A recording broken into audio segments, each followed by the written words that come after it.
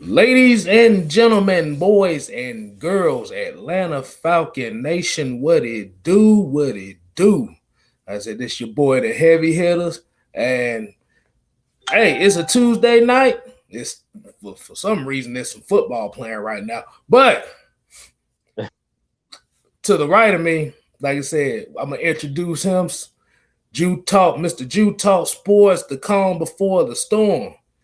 And the ghost that's at the bottom, he's gonna appear here a little bit now. That's Mr. Mad Mike Sports. And hey, it's your boy KStlyz, man. Hey, Jew, what it do, man? Hey man, just kicking it. It's another Tuesday night after a Falcons loss. You know how it is. We got a quarter of the season left, so hey, at this point, everybody playing for a job. So hey, don't mind the notification. That I forgot to set that. But yeah, like I said, we got somebody already in the chat. Tash Decide saying, hey, he said, what's going on to the peoples? I like, what's going on, man? Appreciate you joining us. So yeah, so especially, how do you feel, especially after the game that we just had, and what are your prospects as far as how this coaching staff is looking, especially after this? I mean, after the loss on Sunday, it's kind of like I feel like we need to clean house. I like Jeff Ulbrich, and I'm hearing a lot of Falcons fans like, let's keep Jeff Ulbrich on. But one thing I think that they're forgetting is if you get a new head coach, he's going to want to bring in his own coaching staff. You know what I'm saying? Like, he's not going to be like, well, I'll keep Jeff Ulbrich on because he's a good head coach or he's a good defensive coordinator type situation. He's going to want to bring in his whole staff. You know what I'm saying? He's going to want to bring in his own defensive coordinator, his own offensive coordinator. So I really don't think that Jeff Ulbrich's going to be able to stay. As much as we like him and we like the adjustments that he's made, even with Raheem Morris, it's like when I was saying like, well, maybe Raheem Morris could stick around. It's kind of like, what offensive coordinator is going to want to come here? Like, you know what I'm saying? I mean, there's a lot of guys out there, but it's kind of like, if personally, I feel like we just need to sweep the whole staff. It don't make sense to keep onesie twosies. Like, we're going to keep the special teams coach or we're going to keep the defensive coordinator. Like, I feel like let the new GM that comes in and the new head coach bring his whole staff with him at this point, because to me, you're going to create dysfunction when you try to do that. You know what I'm saying? When you're trying to bring, you got some people from the Dan Quinn regime here. That's the biggest reason why, and I know I'm kind of bouncing all over the place. That's kind of the biggest reason why I didn't like how long we kept TD, Thomas Dimitroff, because I feel like he shouldn't have survived Mike Smith. I kind of felt like when Mike Smith got fired, I felt like TD should have got fired right then and there. And they should have started with, if they were going to hire Dan Quinn, they should have brought in a defensive or a GM that was defensive minded. Because I feel like we had TD, but TD, and you know this, KStlyz, he was more of like an offensive minded GM. He always wanted to draft like the Calvin Ridleys, and he didn't know how to draft. Look at my. What in the hell do you got? Really? Hey man, y'all wanted to put on a paper bag. I can't see myself putting on anything that has anything to do with the Aints. So I got my own paper bag. All right, this is my bag. This is Atlanta Falcons bag. I'm embarrassed of getting swept by the Aints, so I'm putting on my own paper bag. How about that? Boy, your ass look like the executioner of this coaching staff right now. but before we get to that, if y'all haven't checked out that meme, man, it's already in the it's on our Instagram, it's on our Twitter, it's on our own personal Facebook page, it's everywhere. All right, it's in my community tab. It just check it out, man. I think it's hilarious. Hey, I'm about to say, before we get to continue where we go, like I said, we got a couple more people that, God damn it, I thought I put down notification on. But anyway, back to the comment. Like I said, we got Desmond Koppel just joining us. We got Alex C. I want you to kind of hit on this comment that Desmond Koppel had. Basically saying, I hope we get in the tradition of being feared. Nobody fears us. And for us to have all black uniforms, we need to be feared. Y'all with you. Y'all with you. Y'all about to say, no, look. I'm gonna get on this first. Like I said, ain't ain't nobody gonna, and I said it last night, ain't nobody gonna fear the Falcons as long as we got the culture that we have still on the squad. Mm-hmm. KStlyz know where I'm going with this. Oh, you know, I'm about to hurt these feelings with this. Hey, I was about to say the only thing that was fearful of the Falcons franchise right now is what might say the banana moon pies. That's pretty much all they are right now. Hey, Quentin Willis, what's going on, man? Hey, that hey, I'm about to say that Blues Clues letter for Dirk Koetter. I got the inspiration for you. I just let you know that I saw that.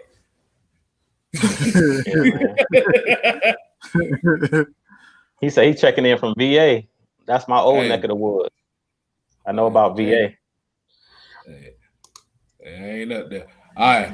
So who about to say, Mike, I'll let you go ahead and tackle this one right here. See what your thoughts are. Hey man, y'all don't want to hear this, man. Yeah, we got a bunch of people that they claim they want toughness, they claim they want, a hard-nosed defense, but y'all don't want it. Y'all want somebody who y'all can identify with, a guy that doesn't call you out for your shit as a fan, who doesn't call out the media for their shit.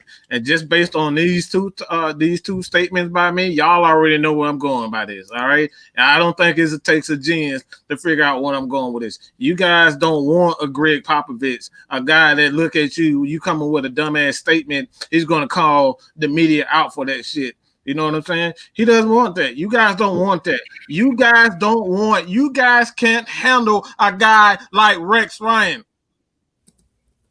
Period, point blank.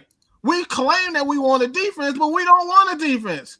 We want somebody who's going to be nice to the fans. We want a guy that's going to be, politically correct. He's going to be nice. He's going to bring in this person. He's going to bring in the quarterback that looks like Patrick Mahomes and Michael Vick. Oh, yeah, he's going to satisfy the fans. Oh, we're going to satisfy the fans. We're going to make you guys happy. You're going to make us love you. That's what you want. That's exactly what you want. You can't handle a guy like Rex Ryan who's going to throw that shit right in the back of your face. All right? You can say whatever you want to say about Rex Ryan. You can say whatever you want to say about his offenses. But when it comes down to his level of expertise from the start, since he's been in the league, this guy has done nothing but had success. Period. No one can deny that.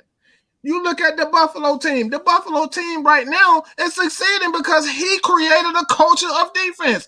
He was the architect of that defense. The early architect of this very team that you're seeing with the Buffalo Bills is because of Rex Ryan. And we got fans that want to be safe, and you don't want to. Why? Because he's going to call fans out. Y'all need to get on your ass at home. Y'all buying all these damn tickets. Oh, I paid $3,000. I paid $2,000 for the PSS and all that type of stuff. But you guys absolutely, what you do when you at the game?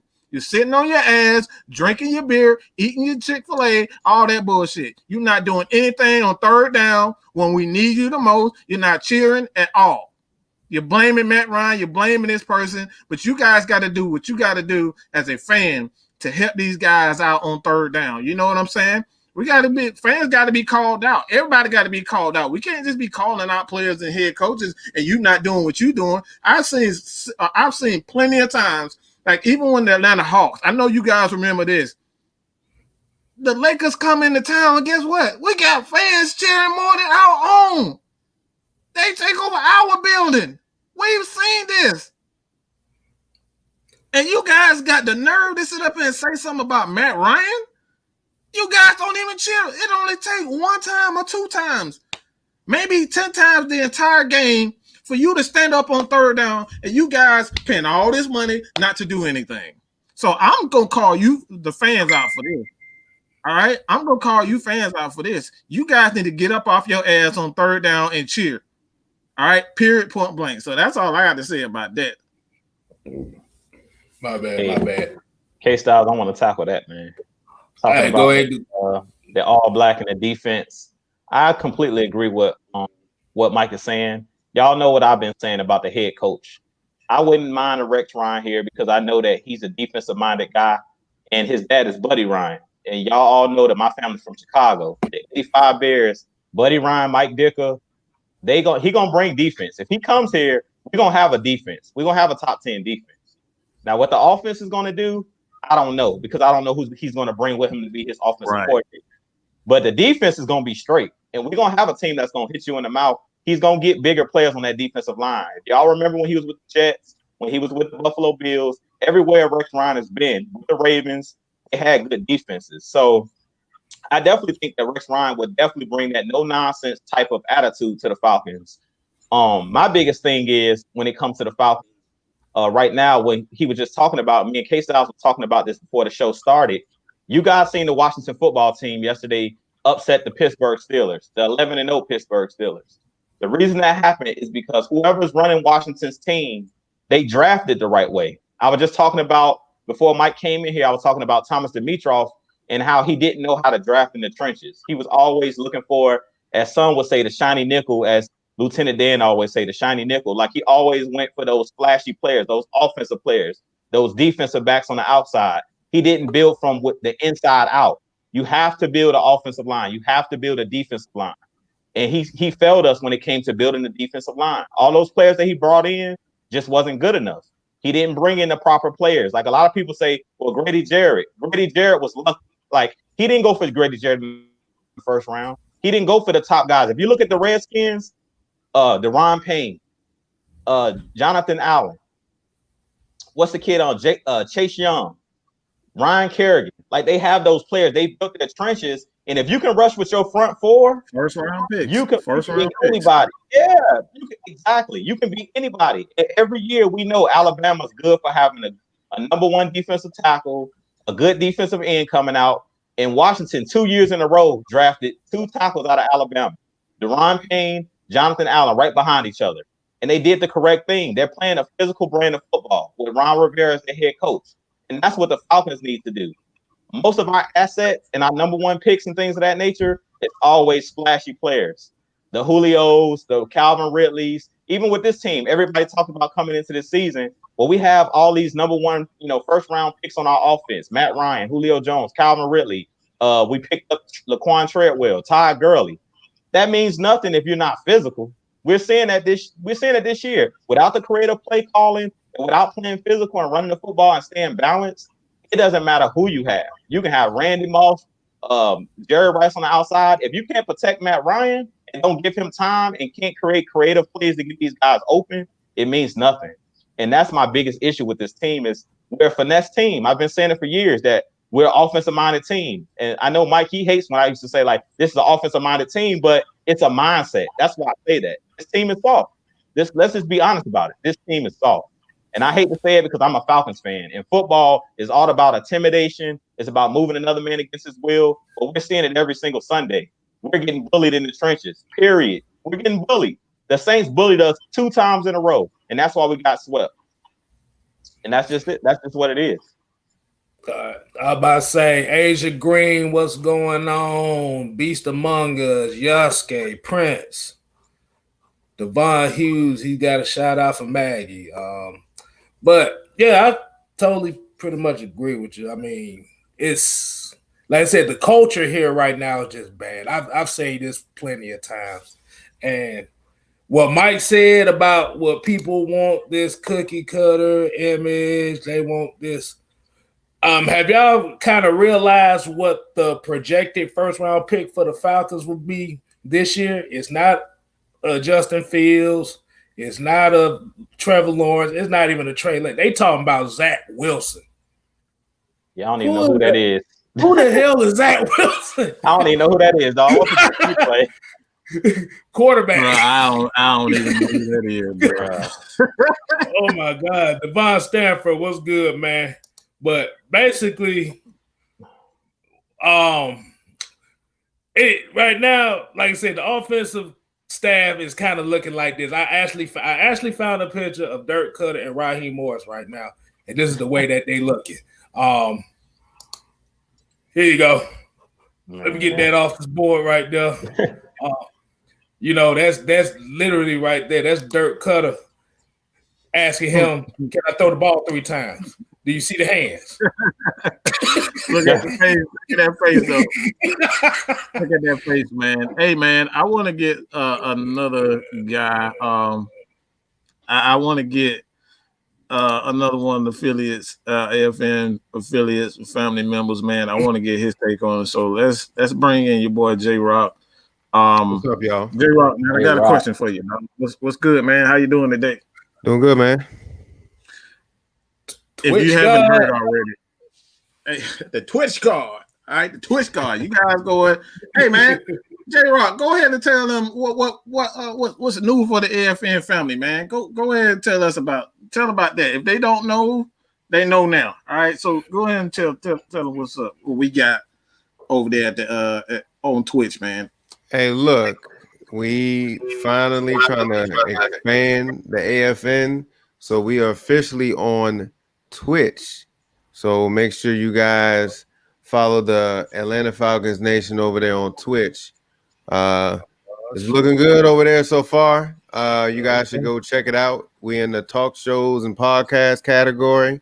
Go ahead and drop the follows. I'm not sure if we have links for it yet, but y'all guys should definitely check it out. I believe, matter of fact, I just rated the channel, so you guys should have some people over there from my channel from earlier when I just streamed. I just got off recently, so I'm just now hopping in. So I just hosted, rated you guys, so to bring more people in, so they know what's going on now. Absolutely. Okay. So we got. Go ahead. I about to say, I want y'all to tackle this comment by Devontae Hughes. I think pretty much what we've been saying the whole time. Like you said, 9 times out of 10, most of the quarterbacks will be bust. That's it. We can't even guarantee top 2. Lawrence and Field reminds me of Luck and RG3. Yeah, that's a good comparison right there. I think we pretty, like you said, he pretty much on the same page as with us, because we've all been saying that.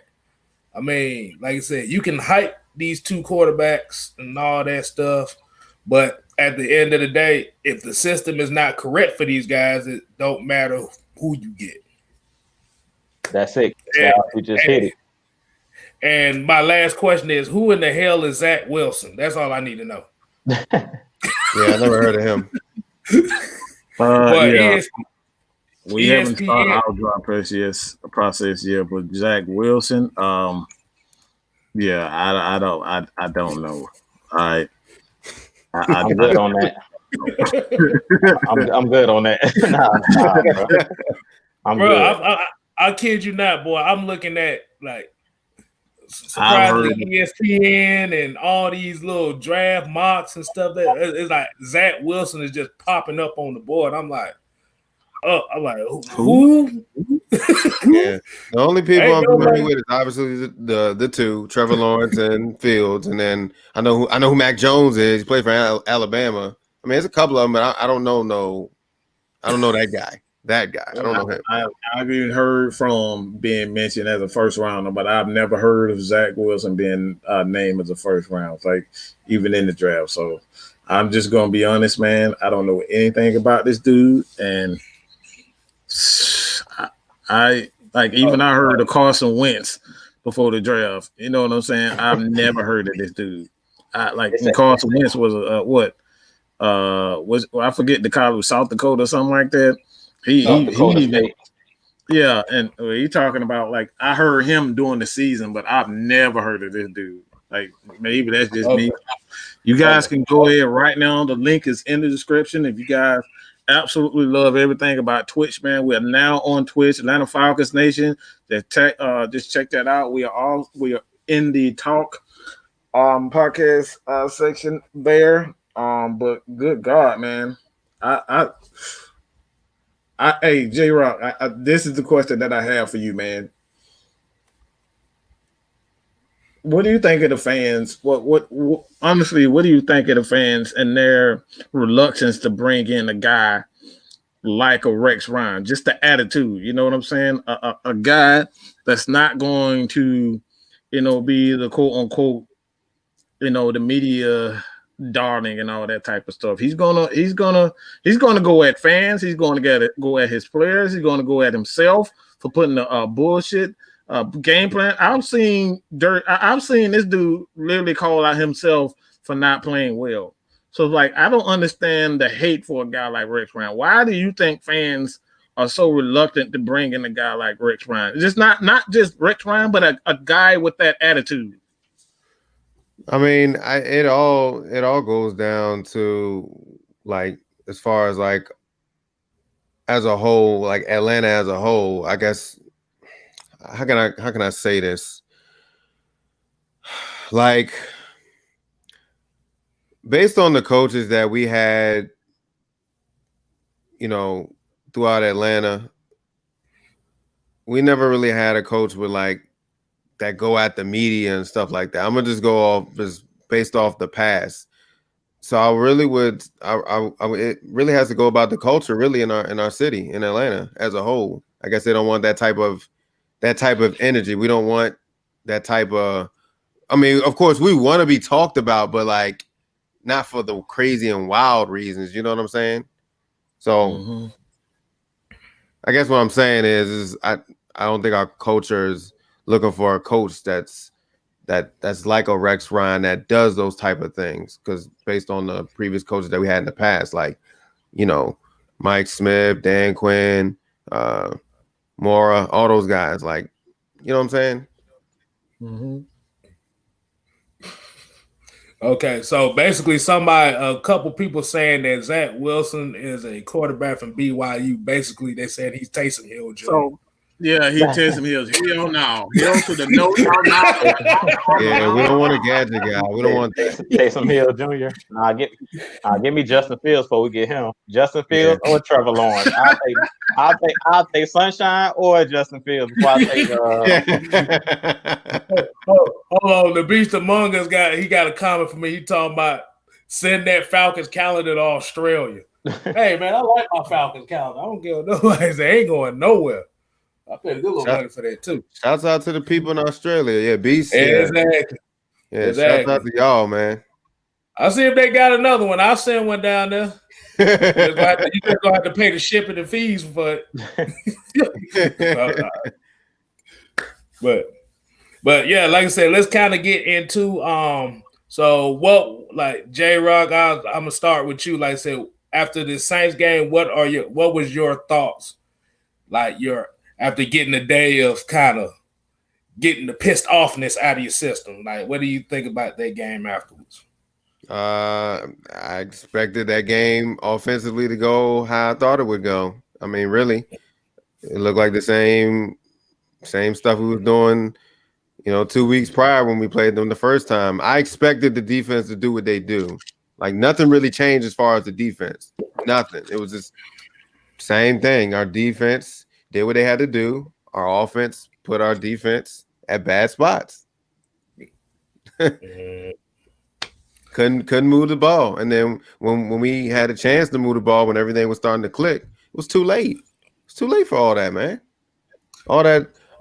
Y'all should have been no huddling.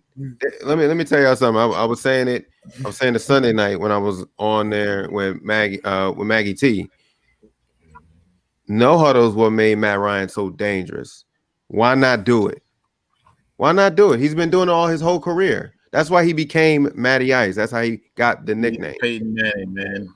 He's Peyton Manning reincarnated. Why would you not allow him to do what he does? Run the no huddle. Have the Saints on their heels. They DBs can't hang with us.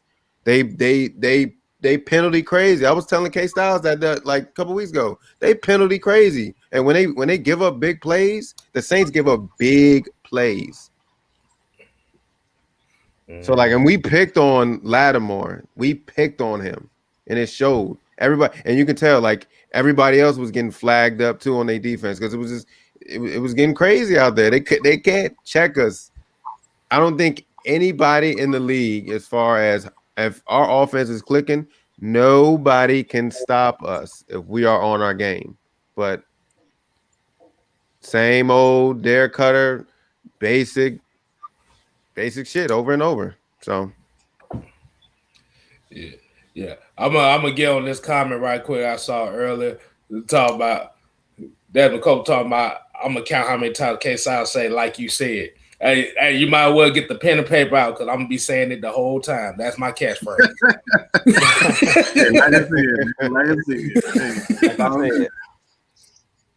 And then I saw a comment right here from Swagger King. He said, if we can get Gary Kubiak from Minnesota as our OC, would you be a fan of that? Yes, because Gary Kubiak know how to call plays and set up plays. Definitely. He knows how to run plays. Like, it's crazy because, like you guys know, I love defense, but at the same time, because the offense was so, like, we had a high-powered offense in 2016, just like and 2012 when Dirk Koetter was here the first time, and I talked about it in my video. It's like the problem with Dirk Koetter is he just never evolved. He never evolved. He got left behind.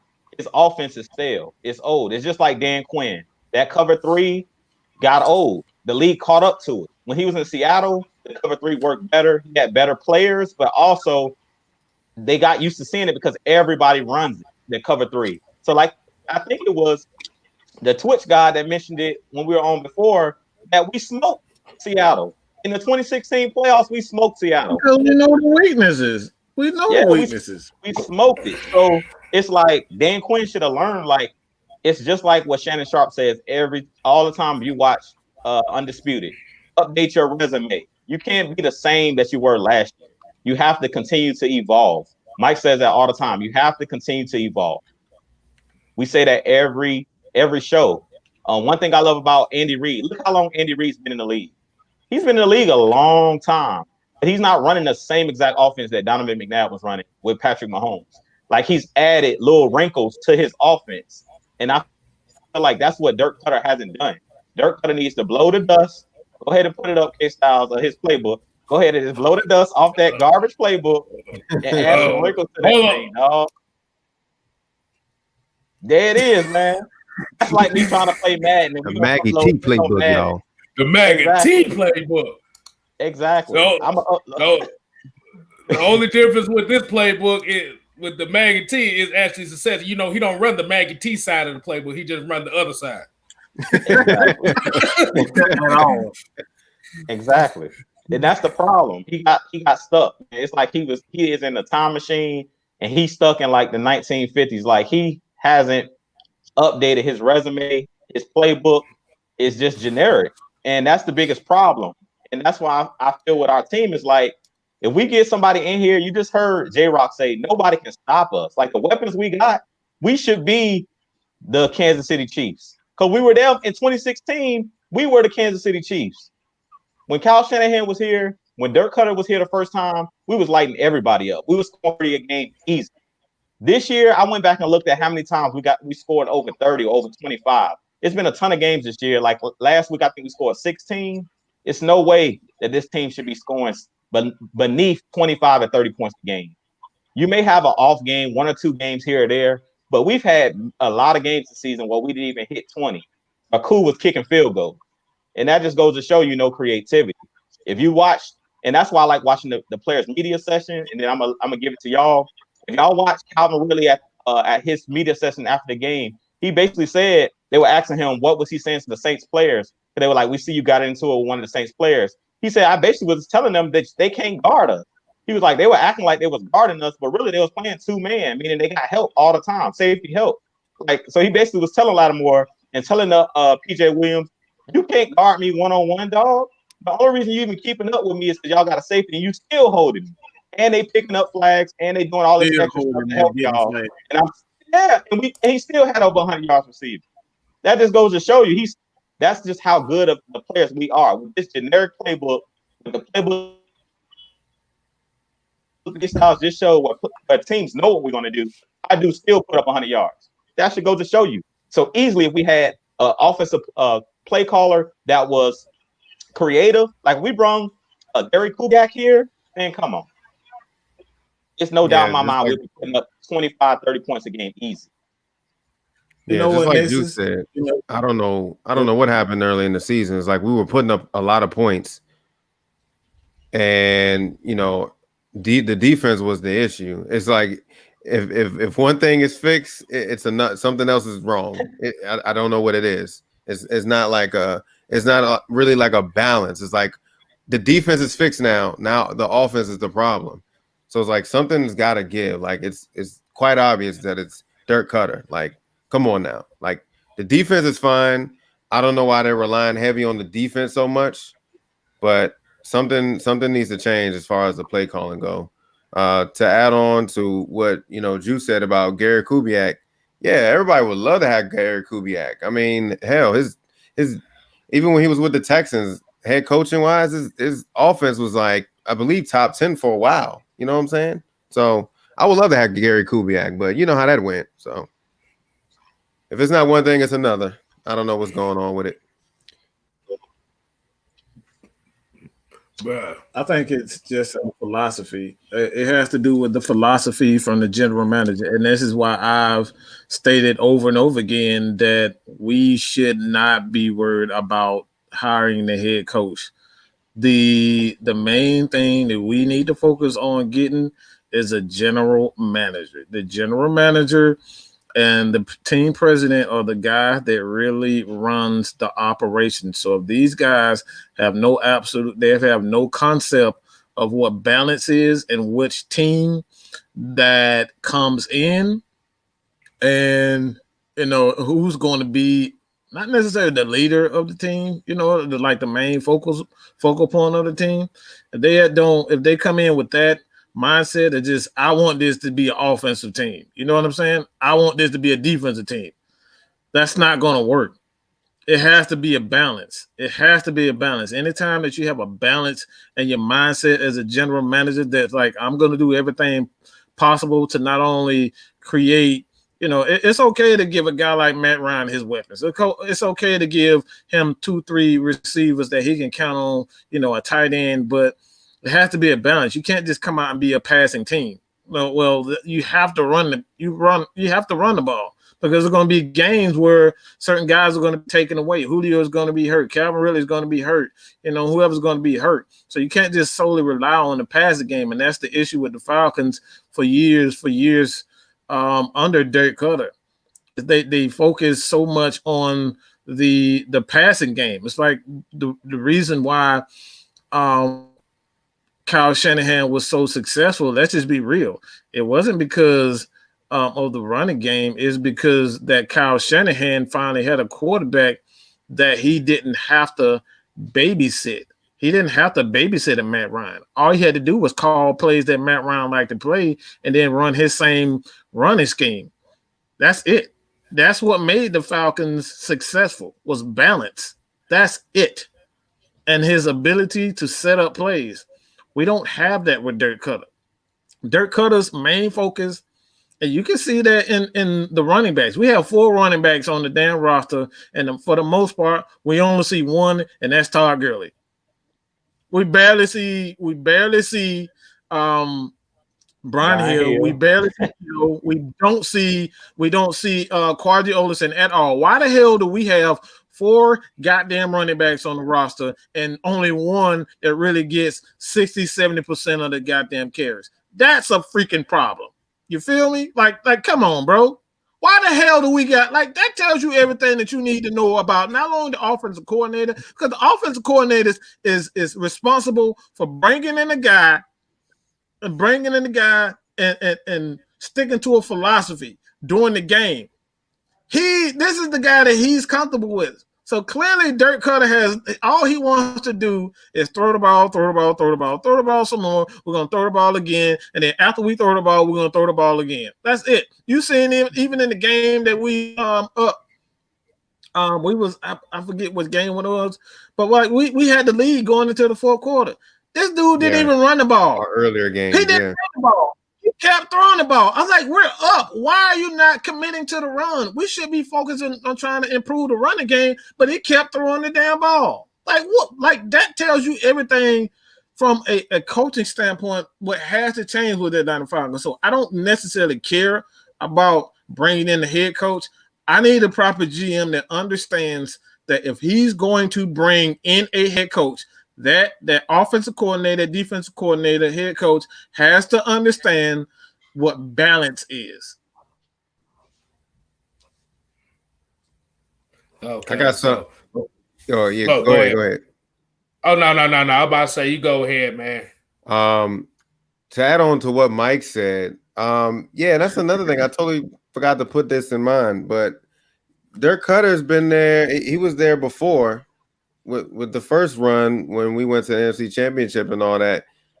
You should know what Matt Ryan does. Why not give him, let him do whatever, the no huddle and all that. Mix it in with a couple of Dirk Koetter's plays, but doing the little no huddle. You've been here before, dude. Like, come on, man. I don't know. I also thought this comment was funny. I tried to keep my composure. This shit is funny. I had it. I think Reggie would be better than that play calling that his ass was doing.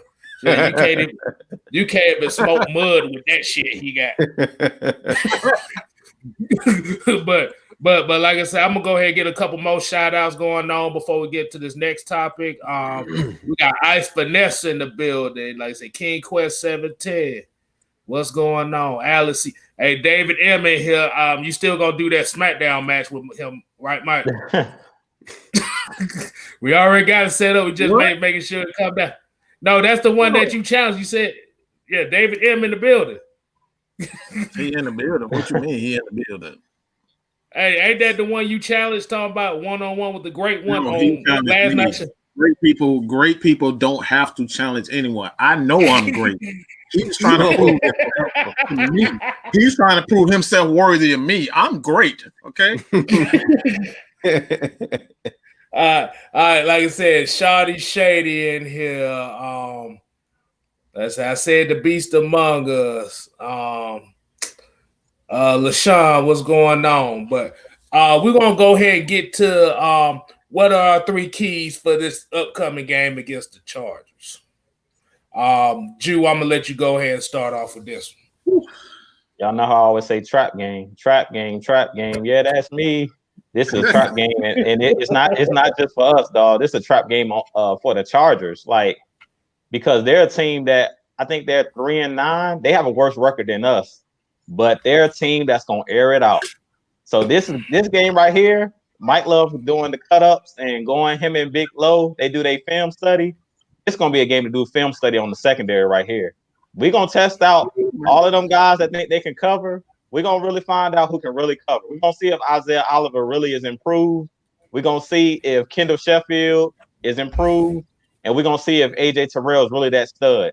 Because in this game, you got some matchups. You got Mike Williams on the outside. You got, what's the other guy, their number 1 receiver? He's a dog as well. Keenan Allen. There you go, Keenan Allen. And then, Justin Herbert, he going to let that thing fly out of Oregon, the rookie they got.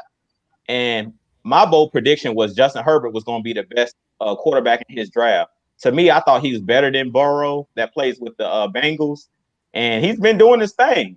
I don't know if he's going to be better than Burrow because Burrow was doing this thing too before he got injured.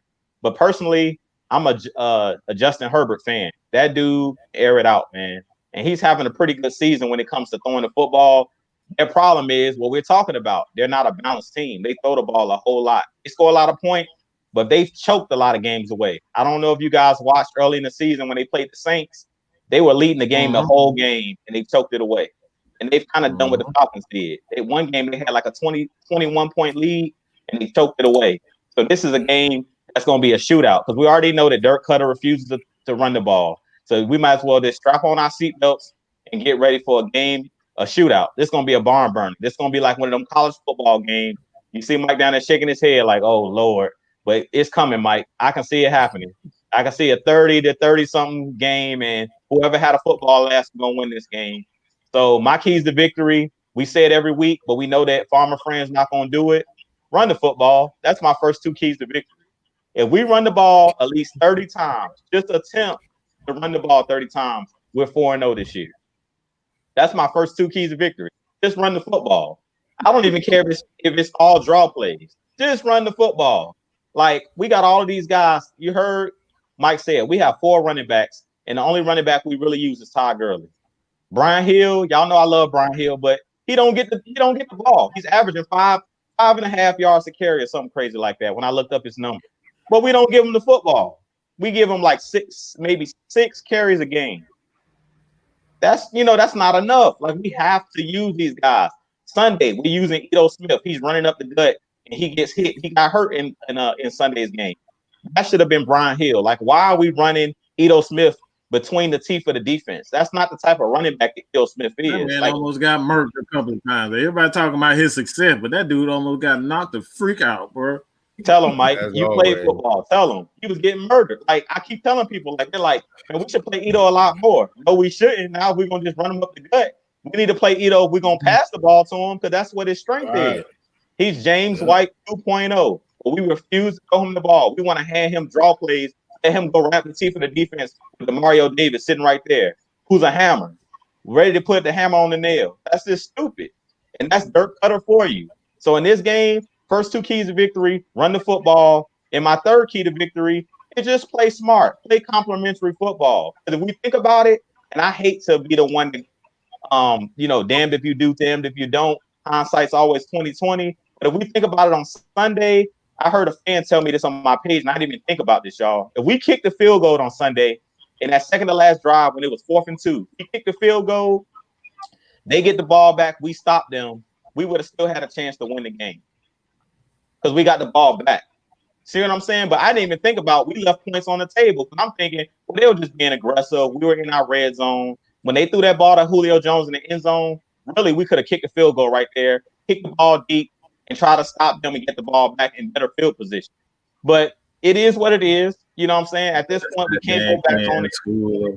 That's that Dan Quinn school of taking unnecessary shots, being quote-unquote aggressive instead of smart. There it is. So that's my keys to victory. Just 1 and 2 is run the football at least 30 times, 25 to 30 times. Run the football. My third key to victory is just play complementary football. If it's a field goal there to take it, take it. Like, take the points. Play smart. If it's 4th down, punt the ball. Like, it's very elementary. A lot of the games we lost this year, we already know. We couldn't pick up a punt, like basic stuff. The games we lost, Todd Gurley scoring a touchdown, we blame him. Well, we could have just kneeled the ball and kicked a field goal. Like, all of this is fundamental football. And those are pretty much my keys. Y'all can take it.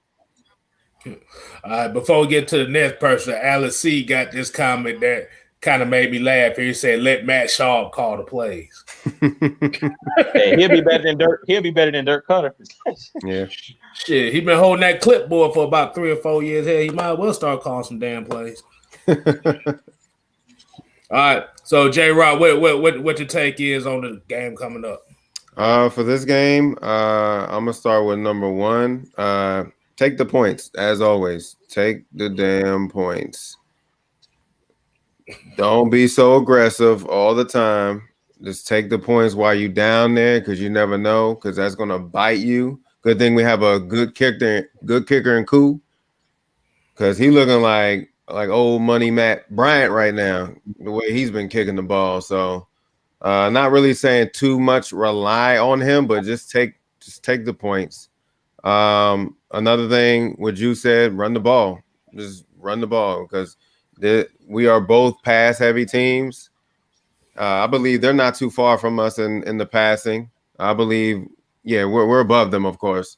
But they got weapons, Keenan Allen, Mike Williams. Another person that we should not sleep on, and our linebacker should definitely watch out for him. I think it's Hunter Henry.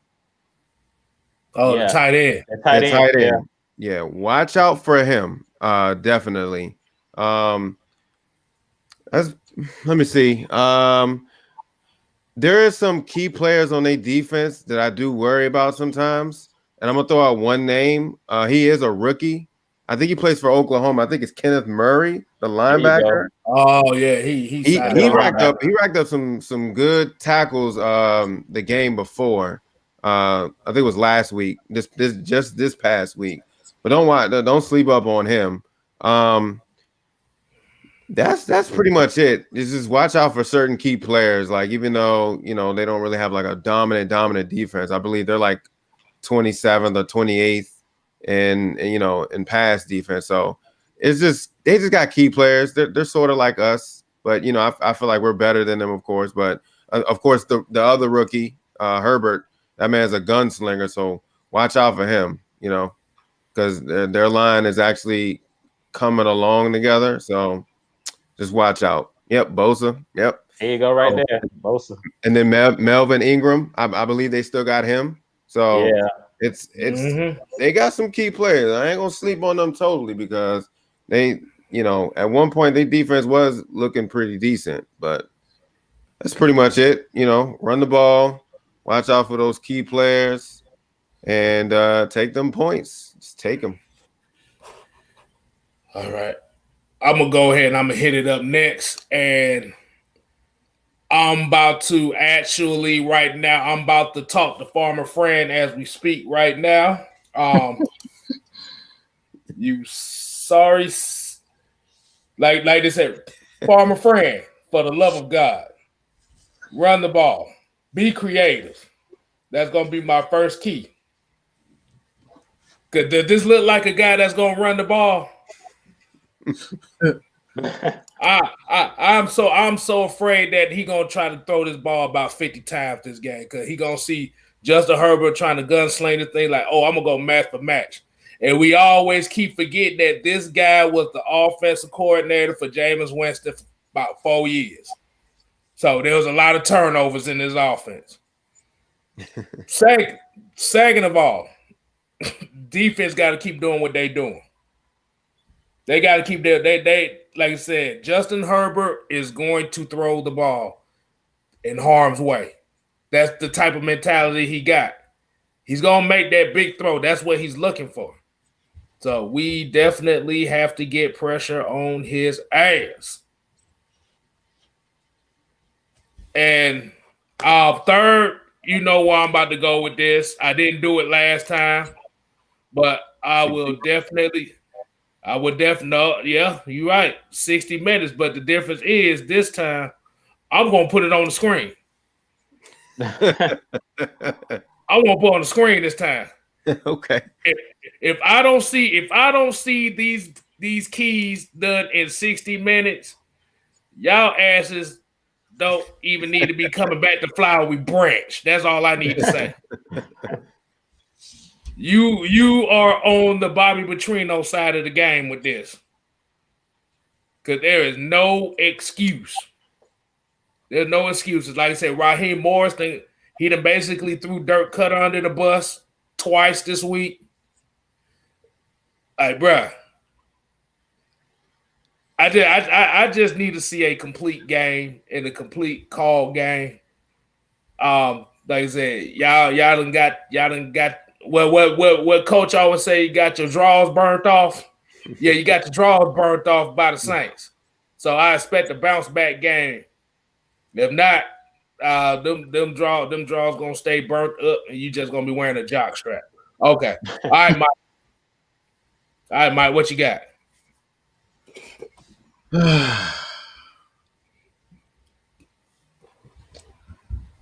I gotta say this. The first one is I think this is very important. I need to see Quadri Olison. All right. Preach. I need to see Quadri Olison. And the reason why I have to see Quadri Olison because there's absolutely no threat on this offense outside of Julio Jones, who physically dominates anybody outside of maybe Caleb and Chris Lindstrom at times. You know what I'm saying? Outside of those, it's not a physical dominating player. And like that's what the Falcons need. They need a physical dominating guy who's gonna come in. He's gonna throw his weight around because like I said, not only can DBs can't hold Julio, but I've seen this dude run over defensive linemen. It's like if you guys didn't see that crackback that he had, like he literally pushed the defensive lineman on the damn ground by what is this? His arm. That's it. He just pushed the damn defensive line and he knocked him down. A defensive lineman that's 300 pounds and Julio just pushed him like it wasn't nothing. That boy is country strong. So I need that physical dominance from Quadri Olison. I'm tired of seeing him on the damn the inactive list. I don't know why the hell we keep drafting these guys just to put them on the inactive list. Like this is the shit that I'm talking about. It's like play the guys that need to be evaluated. We don't even know what these guys can do. Everybody's so infatuated with practice. Okay, practicing is incredibly important. But if you don't get a guy in game experience to just feel that type of pressure, he can't make that transition from practice to gameplay. And everybody know practice and gameplay. You heard Allen Iverson say this all practice. Like I'm getting 30 points in the game. What the hell I need goddamn practice for? So like you don't know what this guy can do in a real game situation. He can get on a roll and then play him to his strengths. That's what we need. That's first. Second one, I think this is key, but we got to see that no huddle for Matt Ryan. I don't know why this freaking moron just won't let Matt Ryan be Matt Ryan. I just need to see more of that hurry up, because when it comes down to it, I don't think there's only two guys in the history of the game that run that no huddle better than Peyton Manning and Matt Ryan. Those guys are absolutely the best that I've ever seen. He destroyed number one defenses, 30 seconds. Like this Matt Ryan has destroyed any and every type of defense. And when it comes down to the hurry up, he cannot be stopped. And that's the same thing for Peyton Manning. So I need to see more hurry up. And the third one, man, this has nothing to do with the players, but the key to victory this time, it goes to Raheem Morris. It goes to Raheem Morris. You can't keep enabling Dirk Koetter to just do whatever the hell he wants to do. And then after the game, you want to say the players didn't execute. Bro, that dumbass freaking philosophy that you put together to begin with, how the hell you gonna expect these guys to perform to a level on offense if you're not running to their strengths? You're not running plays to their strength. We've seen over and over, I don't know how many, you can go check out the breakdown that I did at Dirk Koetter. A lot of those routes are in the exact same side of the field. Everybody's in the same, everybody in the same vicinity. Like, bro, why? Like, seriously, you expect guys to get open just because their name is Julio and Calvin Ridley? Like, come on.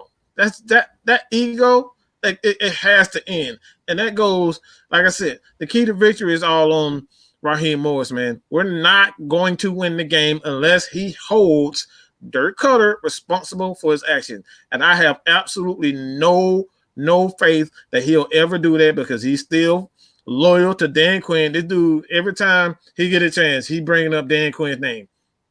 And that's the reason why I say he got to go. Anybody that has any loyalty to Dan Quinn, even if it's Jeff Ulbrich, get your ass out of Atlanta. I don't want you anywhere near it, because this team for a long time, they only care about what? One thing, loyalty to their coach. That's it. That's all they care about. They don't care about anything else. They're only loyal to the head coach. They're not loyal to the players. They're only loyal to the head coach.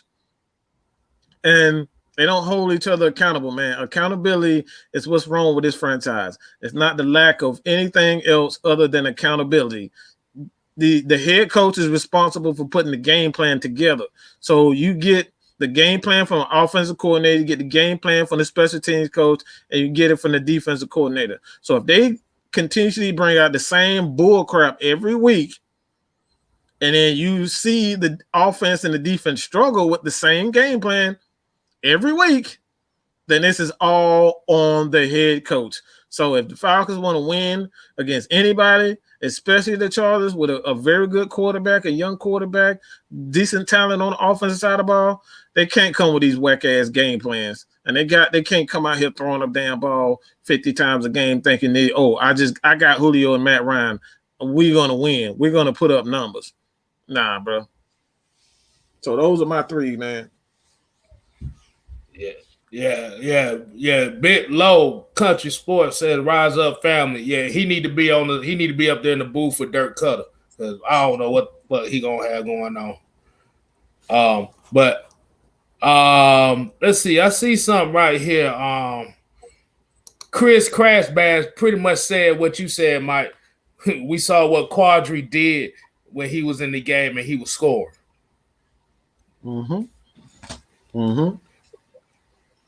Like Like, bro, we only bro, we only scored 50% touchdowns in the red zone. You ain't winning games like that. Cool looking like the greatest kicker of all time right now. That's not good, man. That's not good. That is not good. Yo, kick, like I said, 50% in the red zone, touchdowns in the red zone is not going to beat good teams. You could beat trash teams with that, but good teams, you are not beating them with that. That's 29th in the league. Whew. That's all I gotta say on that. Eesh. But like I said, Cool gonna be kicking so much, boy, he gonna end up like Peg Leg Johnson up in this motherfucker at the end of the season. Yeah. We need them legs for next year too. But let's see what else we got here. Yeah, Lo. Yeah, we're gonna give you a clipboard. You're gonna be right there with Matt Shaw. Gonna be with Matt Shaw too. Exactly. Exactly. Only thing Dirk Koetter gonna be good for is going to the concession stand and getting some nachos. Good. I got a question. Is he up in the booth or is he down on the field? He should be actually on the field. He's in the booth. He's in the booth. He's actually looking down. We need to bring his ass on down. Like, bro, he's literally got a bird's eye view of the game. He still can't call the right play. This motherfucker got the old Joe Montana football view going on, and he don't know what the hell going on. And you know what's so funny that I mentioned that because I remember we was carving up Sarkisian from being in the booth so much that first year, and then the second year came along, and look, he was all on the field. Mm-hmm. Oh, I can't explain. Bring his ass out the booth. You know why I think that is? You know the reason why I think they're in the booth? Because they can't hear from the players. They try to avoid the players because the players know like what the hell are you calling, and they want to avoid the on-field drama. You know what I'm saying? Matt Ryan saying something like Matt Ryan be on the sideline, like literally be pissed off, and you see his face. I'm sure you guys see his face during the game when he get the call and he just sitting there like, oh my God, are you kidding me? Bro, he's trying to avoid all, and not like that's all about control. And that's why I say you got to hold Raheem Morris and Dan Quinn responsible for it because he's not holding his offensive coordinators and defensive coordinators responsible. Like you got to hold these guys responsible for the crap that they call it. This is bull crap that they call it. It's absolutely no balance. And then you get out a 3 and out, and then you wonder why the defense is tired at the end of the game. We can't close. Well, that's the reason why. There's absolutely no balance. Yeah, because I'm like, come on now. Like, there's no fans, so it's not like it's going to be like really, really loud. I mean, you can come down with the rest of the staff. You know what I'm saying? Mm-hmm. Like, everybody else is down. Why can't you be down? Like, really? Mm-hmm. You don't want to have that confrontation like Mike was saying. You don't want to have that confrontation with the players on the sideline because he knows Julio going to look at him the same way he looked at Dan Quinn before Dan Quinn got fired. Y'all see how Julio looked at him? He looked like he was about to fire off on Dan Quinn. Y'all seen how he looked at him? But I think Dan Quinn shat himself when that happened. Dan Quinn didn't look back at Julio. You see him? He kept looking straight ahead. You see Julio staring at him like. Wait, so he was like. Yeah, he seemed by the side of his mouth. He was like, I better not touch him. He felt that energy. Trust me. If Julio Jones 6'3" and somebody approach you to your side, you gonna feel that energy for real. Yeah. He had his helmet off too, so he definitely felt that. He felt the presence. He felt the presence. Just like he knew when just like when Dan Quinn knew he was out of here. What did he do? Threw the peace sign up on his way out with his head down. Through the tunnel with his head down, throwing the peace sign up. Hey, I think I found the perfect meme for Matt Ryan. When Matt Ryan get the play call from Dirk Koetter, I think I found the perfect meme for him. Oh, y'all want to see it? Uh-oh. Oh, bro. Go ahead. Perfection. Bro.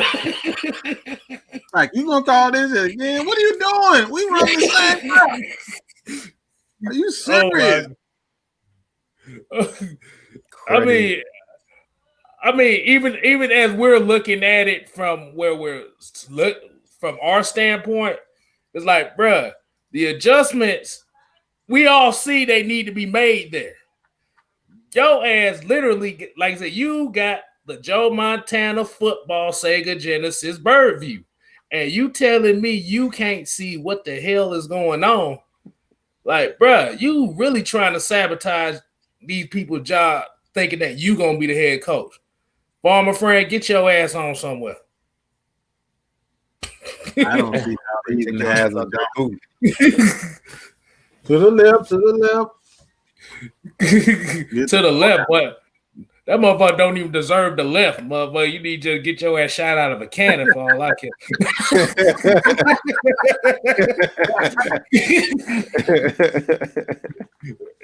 Exactly. Hold on. We got Anthony right here got a question. It's for Jew.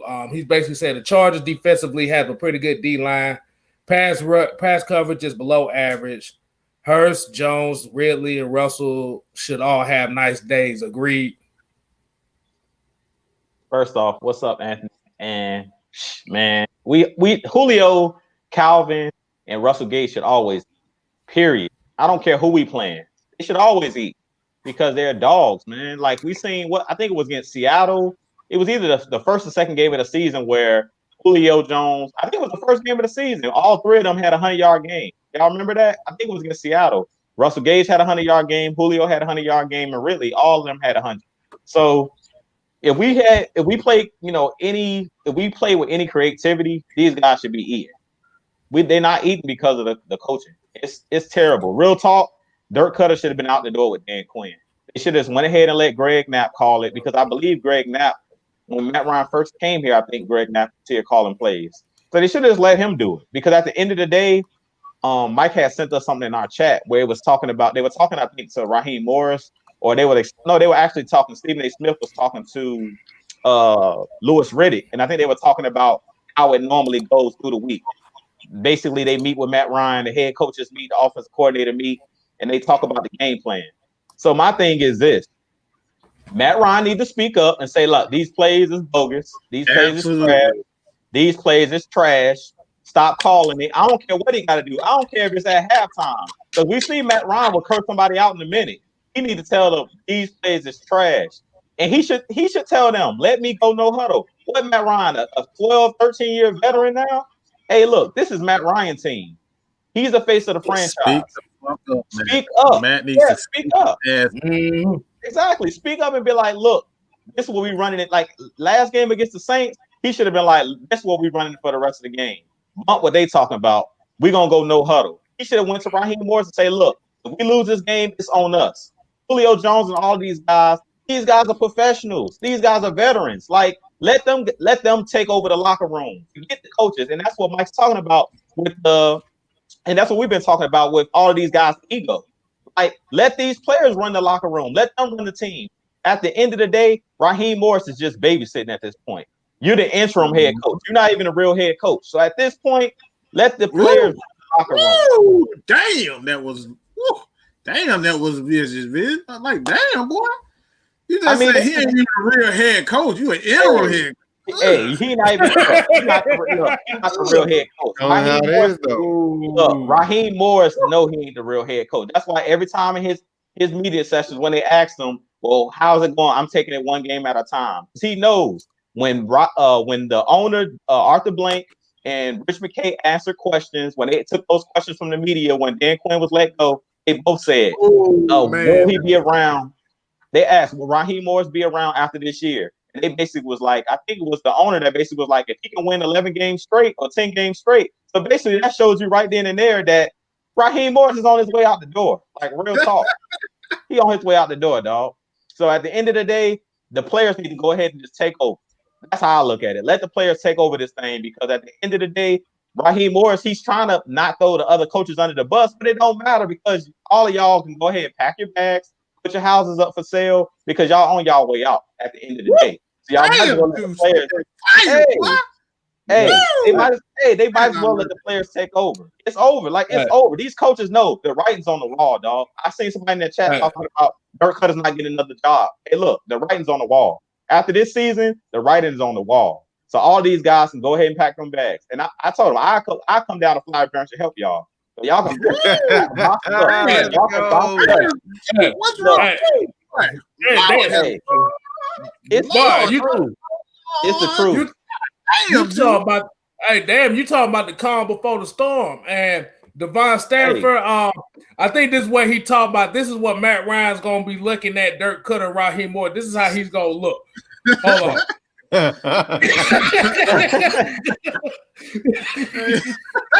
go ahead. That's how he's gonna look. He's gonna look at him like, motherfucker. We need to run my offense. That's what he need to be like.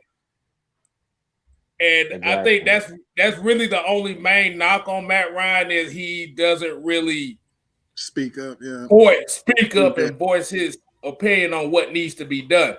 Outside of that, yeah, I agree. Interim head coach does not mean you're the full-time head coach. But you just a substitute teacher until they get a real teacher. Dang. That's it. That's it, man. It's over, dog. It's over. This coaching staff can hang it up. So at this point, you might as well go all out, leave it all on the table. Because at the end of the day, I don't care if they sweep and win the rest of these games. I don't see it happening. They're not coming back.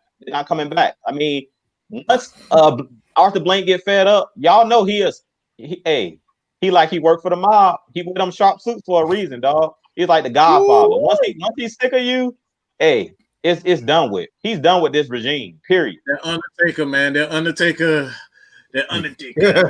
No, he didn't. Hold on. We gotta do it right. Boom. Somebody turn off the lights. Exactly. Hold on. Boom.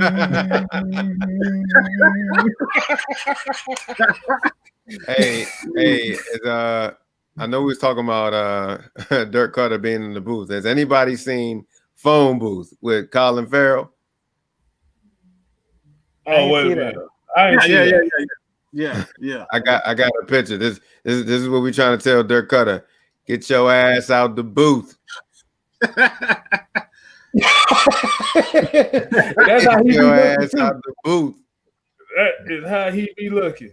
That's how Raheem was looking. Exactly. It's like Inception. Now, Dirk Koetter said, "I'm gonna stay up here in the booth. So when Arthur Blank come down on that field and we know it's about to get real, I'll be up here. I ain't gotta see him. I get my ass on the first day smoking to wherever hometown you from. I hit me again. Go straight to the damn airport. Straight to the airport. I'm gone. Hey, look, when Arthur Blank put that extra grease in his hair, you know it's a wrap. Woo, boy. You put that extra grease in there, it's a wrap. You can see that thing. You can see that thing from outside. You know, it's so funny because Arthur Blank, he up there too. He's just in a different spot. He up there. Exactly. Mm-hmm. He probably just looking at him down like Zeus, like, motherfucker, I wish you would. I wish you would. He be looking at Dirk Koetter like, call another pass play. That's what I'm saying. Dirk Koetter be like this. He gonna be knocking on this door. Exactly. About it. Who told your ass to run on? Who told you to pass on three times when it's first down, motherfucker? No, you know what? He the owner. He not even gonna knock. Oh, he just gonna unlock the mob is gonna be at the door. Everybody in suits, boy.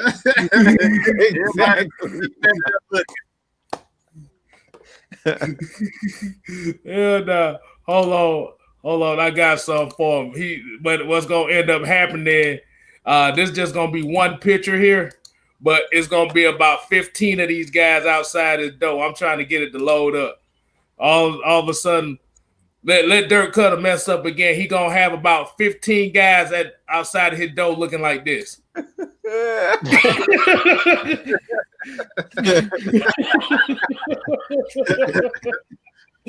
Ouch. Oh. But Hey, you guys go ahead head to Atlanta Falcons Nation on quest to 1,000. Maggie T will have the link in the description, but go check that out. Also, man, Jew Talk Sports, his quest to 1,000. KStlyz, man, we're really trying to get this ball rolling, as well as your boy JRock, man, the Twitch god. Go ahead and check him out, man. But yeah, hey, sheesh. What's the question, man? We want to start the live Q&A. You guys got questions? Yeah, John. Panel, y'all. When y'all ready, I got a question for the panel. But go ahead, KStlyz. I was about to say, John Cabot says, "Did y'all hear the news? What news do we got going on here? Like I said, just let us know in the comment what news you got. But go ahead, you." So my question for everybody in the panel: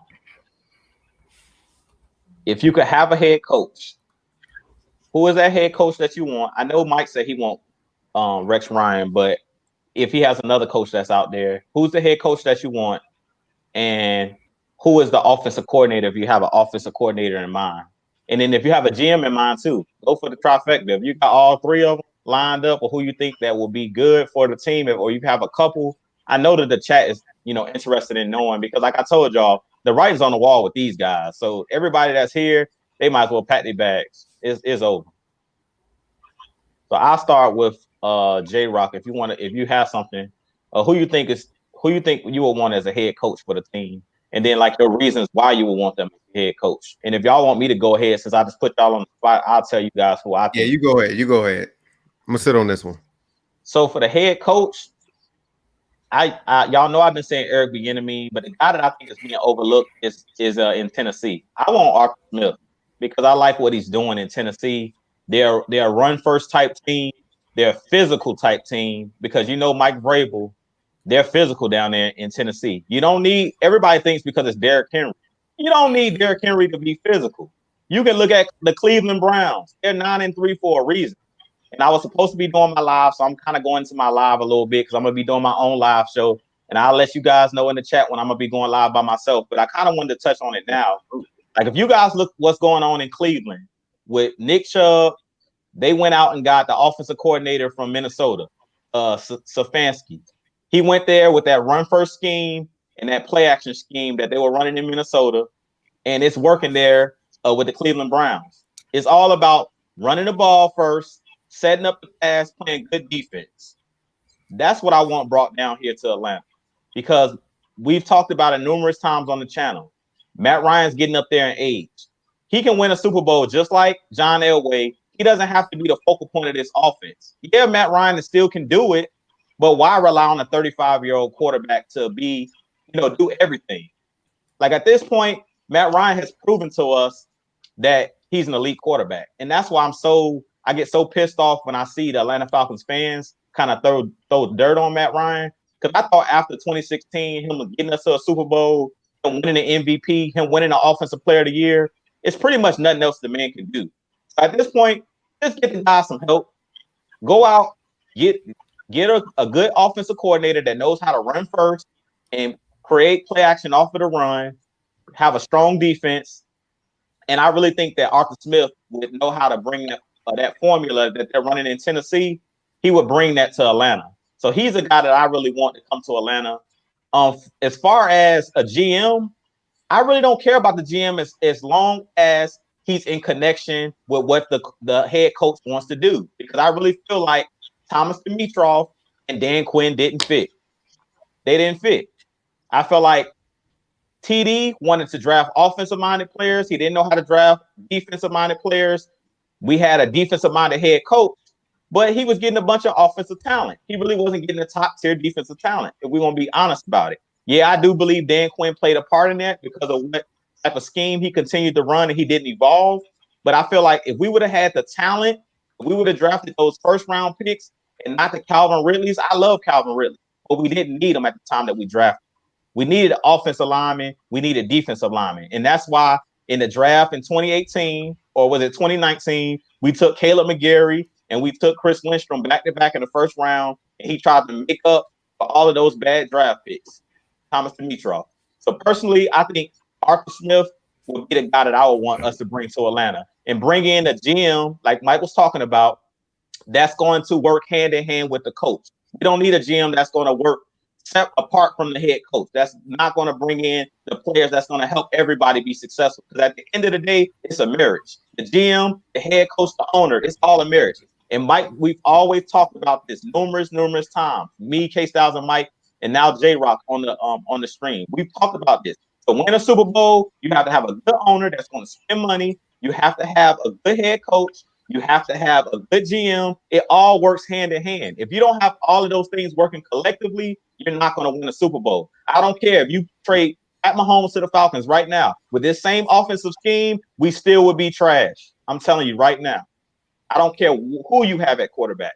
And that's the biggest problem with everybody that wants to bring in a new, young, upstart quarterback. It doesn't matter. If you give them Dirk Koetter as their offensive coordinator, they're going to look like Matt Ryan. Prime example is in Philly. Right now, they just benched Carson Wentz. What is the problem there in Philly? They refuse to run the ball, and Doug Peterson is too cocky, and he doesn't want to give up any power. He's over there calling the offensive plays instead of hiring an offensive coordinator. That was the same thing that Dan Quinn did when he was here. He fired Marquand Manuel. He fired all of those people, and he tried to take over the defense. And how was our defense looking when he took over? It looked like trash. It looked like trash. So that's the problem. But that's who I want. I think Arthur Smith would be a good head coach. Hey, I wanna get on this real quick because I'm seeing something that I kind of want to expand on just a little bit, and quite frankly, I think it goes hand in hand in this topic. But I'm seeing, if you guys haven't seen my Atlanta Falcons news update on Atlanta Falcons Nation, you go check that out. Where we're speaking on Louis Riddick as being the potential GM, as well as him being interviewed by the 49ers. Like, he's been interviewed by 49ers. And it's something that I stated in the past. If you guys have watched anything that we do here at Atlanta Falcons Nation, you know that I've said there's no guarantee that Kyle Shanahan will be retained or his job is safe, is not secure. The guy literally blew the game the exact same way that he blew it here. And that's the issue. That's a major issue. Why am I bringing this up? Because John Lynch, there's rumors that both of those guys might be out in San Francisco, and they're looking for another GM. That's one thing I can tell you about San Francisco that I've always admired about the organization. They don't hold on to trash players, coaches. They don't hold on to that stuff. You're not pulling your weight and you're not holding a certain standard there, they're not going to keep you around. So I know a lot of people like to say Matt Ryan and Kyle Shanahan, these guys, Kyle Shanahan made Matt Ryan. But I think, honestly, I'm just going to be real. Like I said, the reason why I bring this up, I think we really have to keep a close eye on what goes on in San Francisco, because if Kyle Shanahan is fired, the Atlanta Falcons are going to try to recreate what they had with Kyle Shanahan and Matt Ryan. And quite frankly, I'm not opposed to it. Why am I not opposed to it? Because Matt Ryan is 35 years old. Let's be real. He only has so many years left. And I don't like Kyle Shanahan. I hate his ego. I hate who he is. I think he's arrogant. But at the same time, Matt Ryan needs a guy that's going to commit to the run. I don't have to worry about Kyle Shanahan committing to the run. I don't have to worry about it. I got to worry about him calling stupid plays as far as the passing game is concerned and making, harsh decisions, crazy decisions in key situations. But I don't have to worry about Kyle Shanahan committing to the run, and that's what the Falcons need most. They need a general manager that's going to stick to that philosophy of balance. They need a head coach that's going to stick to that philosophy of balance, and that's something that I don't have to worry about Kyle Shanahan. If the only way that I'm really going to bring Kyle Shanahan is in, he got to have a real tough personality, a guy that's going to demand excellence, and he doesn't play. A guy like a Rex Ryan, who's like, if you're not getting the job done, you got to go. We can't just have Kyle Shanahan here, you know what I'm saying, just doing whatever the hell he feel like it because he wants to. That's not going to happen. That's exactly why we lost the Super Bowl. That's the reason why he lost the Super Bowl in San Francisco, because they were just allowing him to just do dumb stuff. You know what I'm saying? Granted, he is the head coach, but he hasn't learned. So we can't I'm not opposed to bringing Kyle Shanahan as the offensive coordinator, not the head coach, but the offensive coordinator. Reason being, again, Matt Ryan is 35. 35. He only has maybe 3 years, at top level at quarterback. Okay. He can play at least 3 to 6 more years. That's quite possible. You see Drew Brees and Tom Brady. These guys have shown that you can continue to play at that time. But defensive coordinator, I really don't know. I really don't know for a defensive coordinator. Maybe a guy like Don Martindale. I'm not sold on him as a head coach, but I am sold on him as a defensive coordinator. When he doesn't have that elite pass rusher or a guy that can get after the quarterback, whether it's Calais Campbell, Terrell Suggs, he will have that toy in Grady Jarrett. We don't have to worry about that. So I will bring in a guy. I'll bring in Kyle Shanahan. I'll bring in Kyle Shanahan as offensive coordinator. Again, you guys know the reason why, but the defensive coordinator, I'll bring in Don Martindale for that. You know what I'm saying? And the kind of an alternate to Kyle Shanahan, I got to kind of reiterate what you were saying about Arthur Smith. I think this is exactly what the Falcons need. They need a guy with balance and who will stick to that, not only that toughness, bring that toughness to this team, because this team is soft as cotton. All right? This team is soft as hell. They are just soft. All they want to do is pass the ball, and pass the ball again. We don't need that. We need to start punching people in the mouth. And that's what Arthur Smith is going to bring to that. And like I said, you already got a running back that kind of, if you haven't seen the highlights on Quadri Olderson, the dude got breakaway speed.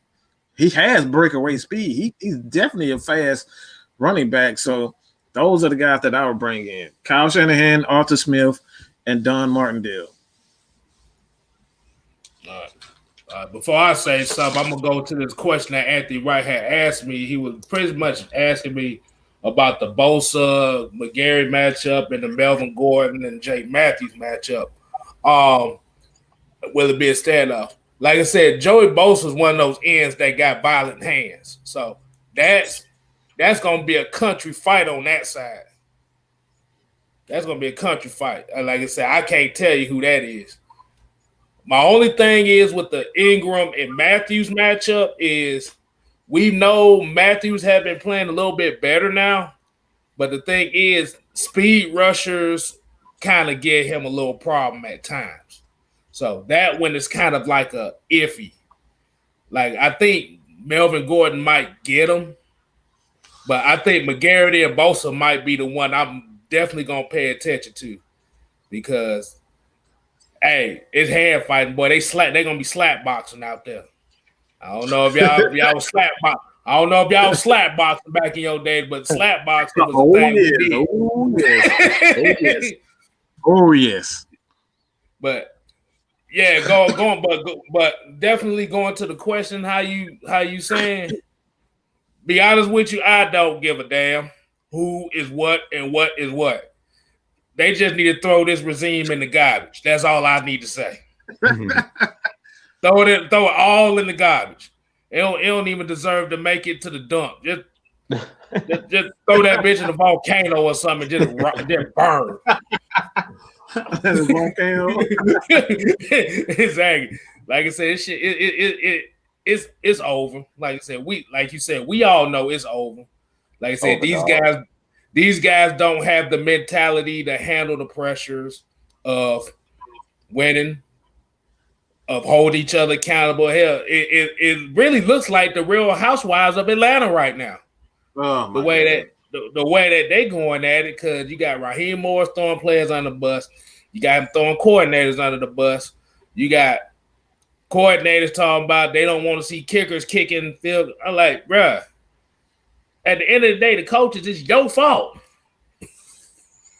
So just like I say, just throw it all in the dumpster, garbage, whatever the fuck you want to call it. But like I said, they don't even deserve to get no Subway, mother. $5 foot or not, hell no.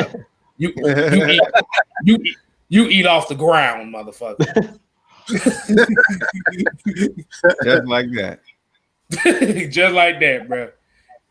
Hey, I saw another. Before I get to jail, I saw another one. I saw another comment talking about Terry Fontenot for GM that was for the Saints. How do y'all feel? I don't want that? shit to do with this. You can kiss my black ass for that. I'm sorry. I don't want shit to do with that. I'm the same way, dog. I heard somebody saying Dennis Allen, and I'm like, I'm good on that. I'm good, dog. I don't want nobody from the Saints. Hey, what Julio say? We good over here. We good over here, dog. That offense is balanced. The reason why that defense is ranked number one, because the offense is balanced. They commit to the run. Okay, they're not having these long games where they're sitting up here throwing for 40, 50 times a game. Balance is what makes your defense even that much better. This is why the Ravens was such a great team. This is why everybody say what they say about the Pittsburgh Steelers. They're not a very good passing team and all that, but they commit to the run. You know what I'm saying? Running game takes the pressure off not only offense and your receivers, offensive linemen, but it takes a major toll off your defense. All they have to do is just get a couple of stops, and they're resting. These guys are fresh on defense. So that's the reason why they're ranked number one, not because they actually have elite talent. You seen that goddamn secondary. That secondary got smoked all game. Trash. All game. Period. That defense is trash. Everybody, all these Saints fans in here, Mark 4 or 504, all y'all say, oh, we ranked number one. Are you guys really that comfortable with that defense? Y'all got smoked, bro. Y'all are penalized heavy team with them DBs. Them DBs are going to cost you guys in the playoffs. I'm being so real. Playoffs. In the playoffs is going to get real. There you go, They are a very, very penalized defensive back. I don't care how physical they are, how nice they are. They get flags. If you get under their skin, you can get a flag from them. But I don't really have a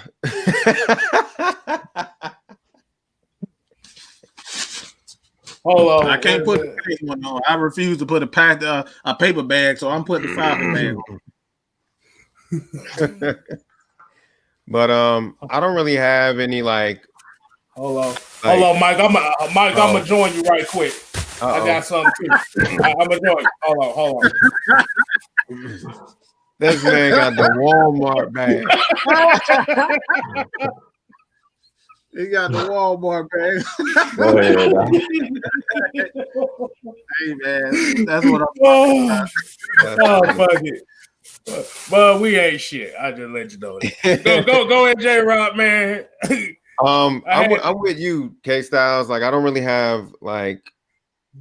I do have some names that I would like for us to have. But I would just say blow it all up. But I do want to mention a few. I probably said this prior from the old broadcast that we've done. I'm gonna go with the hype right now, and the hype is Louis Riddick, because I was told that he used to play for Atlanta. So why not? He's familiar with Atlanta. So why not? I'm gonna just keep that short. Head coach and offensive coordinator and defensive coordinator. Head coach, I will go ahead and throw out Duval, the offensive coordinator for the Bills. The reason why I say this is because he's been on winning championships with the New England Patriots. Why not bring him in? And then look what he did as far as turning the Bills' offensive, scheme around. It took him about a year or two to fix things, but look at the Bills now. Creativity. That's what I love most about him. Creativity. He's getting with that new. Everybody always say that, but like the most thing, it's not his play calling, but his creativity and getting plays to his playmaker. So you absolutely right about that. I like him also. My bad for that. My bad. I know y'all gonna hate me for saying this, but he was also on board with the championship seasons with the New England Patriots offensive coordinator. I know Josh McDaniels itches y'all minds, but why not? Why not give him a chance? Not a head coaching job because he always flakes on, head coaching jobs. Yeah, I can see that.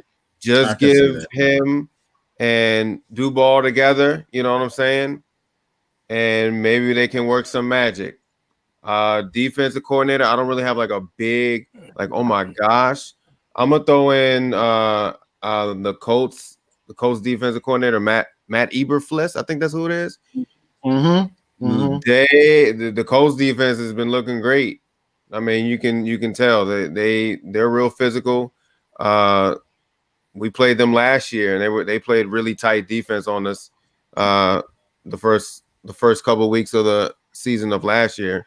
I would say why not Matt Eberflus as far as our defensive coordinator. So Duval head coach, Josh McDaniel offensive coordinator, Matt Eberflus, and then Louis Riddick. I'm going with the hype right now. I like it. I won't get to this comment. Mark 504 said it actually made me laugh, and I kind of agree how they doing it right now. He was saying, I seen a lot of head coaches on ads on Indeed. I threw my resume in real quick. Now they not even worth Indeed. They on Career Builder. Nah, they on Craigslist. Goddamn, Drew, I was trying to be nice. Hey, he ain't quiet before storming out, boy. Exactly. They tried to do it on Backpage, but they forgot that ain't existing no more. Backpage. Lord have mercy. Andrew G got a question. Andrew G has a question. See if I can find it, but he wants me to go over his list of coaches and what I think about it. Where is it? Oh, here we go. Andy Reid, Brian Duval, Gus Bradley. Oh, hell no. Right. He found it out. Yeah, I got it. He got to pull it up, Mike. Okay. Yeah, I don't. Andy Reid ain't going anywhere time soon. So we can throw that bitch and burn it in the volcano like your boy said. Don't even think about it. He's not leaving Patrick Mahomes. I don't expect anybody to leave a guy like that. That ain't happening. So we can throw that. But I do like Brian Duval. I think he's a very good prospect. But outside of that, man,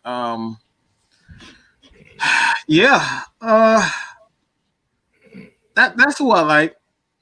That's I don't know what you guys think, but I don't, like I said, I don't expect Andy Reid to be going anywhere. Gus Bradley, I don't want anything to do with him because I'm sick of that goddamn cover 3. I don't need to see that shit ever again in life. Okay. So hell no to get Gus Bradley. Hell to the no. That ain't happening. The Dikembe Mutombo, no. We don't need to see that anymore. No more cover 3. Completely agree. No Gus Bradley. No. I'm about to say, I'd rather you bring back the Bear 46 before I see this shit again. Boy, I tell you, man. I forgot who it was, but somebody said a name I haven't heard from in a while. But I think he's still coaching in Illinois. They said Lovie Smith. Lovie Smith. I'm good on that too. I'm good on that. I like Lovie Smith, but I don't think he's too conservative for me, man. Yeah, that's the thing. I'm good on that. He's not doing so good in Illinois neither. I don't know. Y'all pay attention to them, but they doing horrible right now.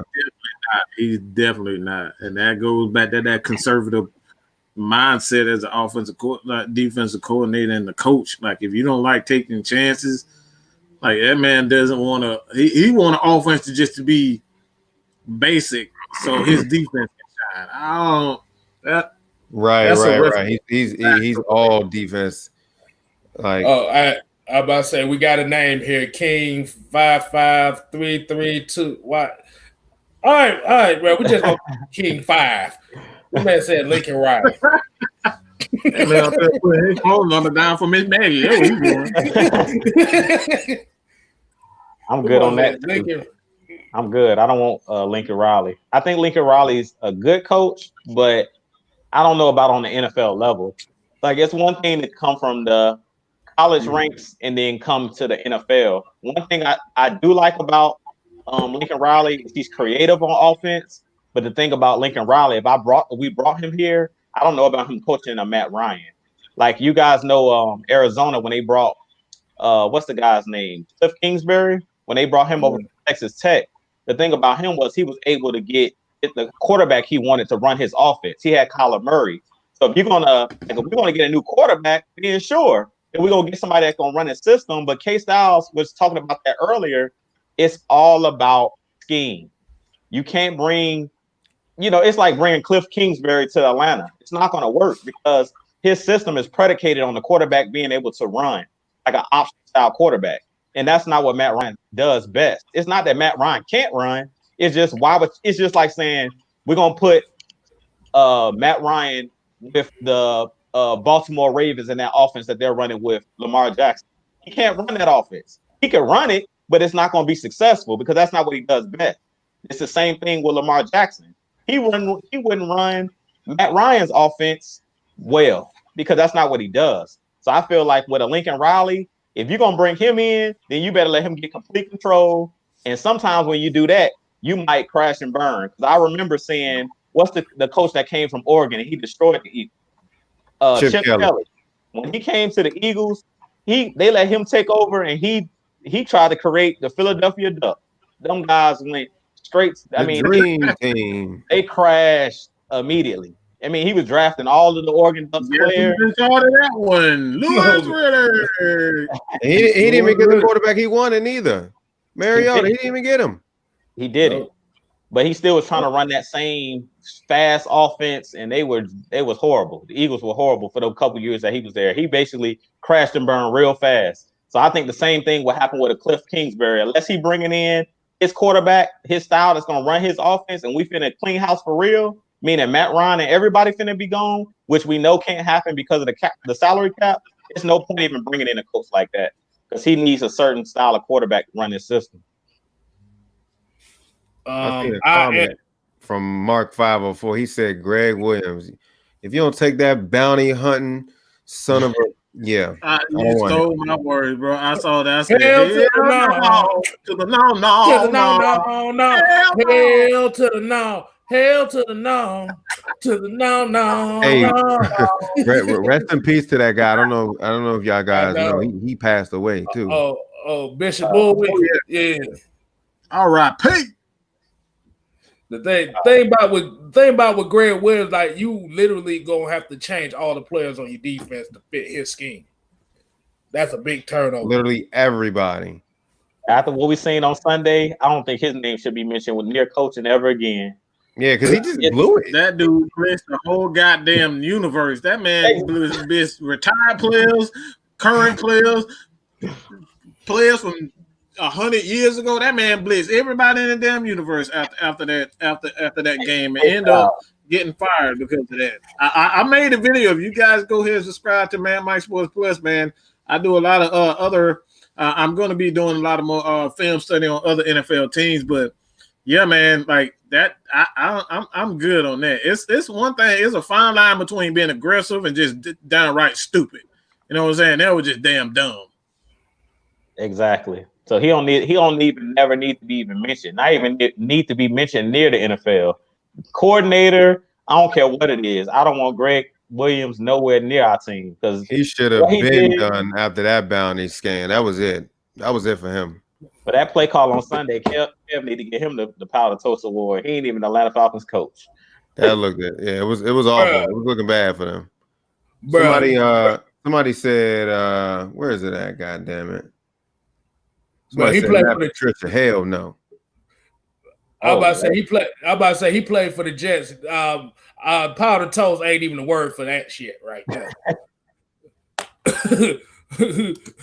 I'm about to say if we gonna talk about Greg, I'm about to say I'm still surprised Adam Gase still got a fucking job. Be honest with you.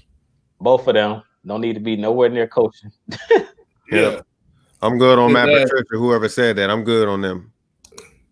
Yeah, Yeah, because I was about to say if you talk about damn Greg Williams and all that shit, this is how we all gonna look once the hire comes out. This is how we gonna look. Oh my god. Go ahead. That's how we gonna look. I was like, no. Hey, man. That's funny.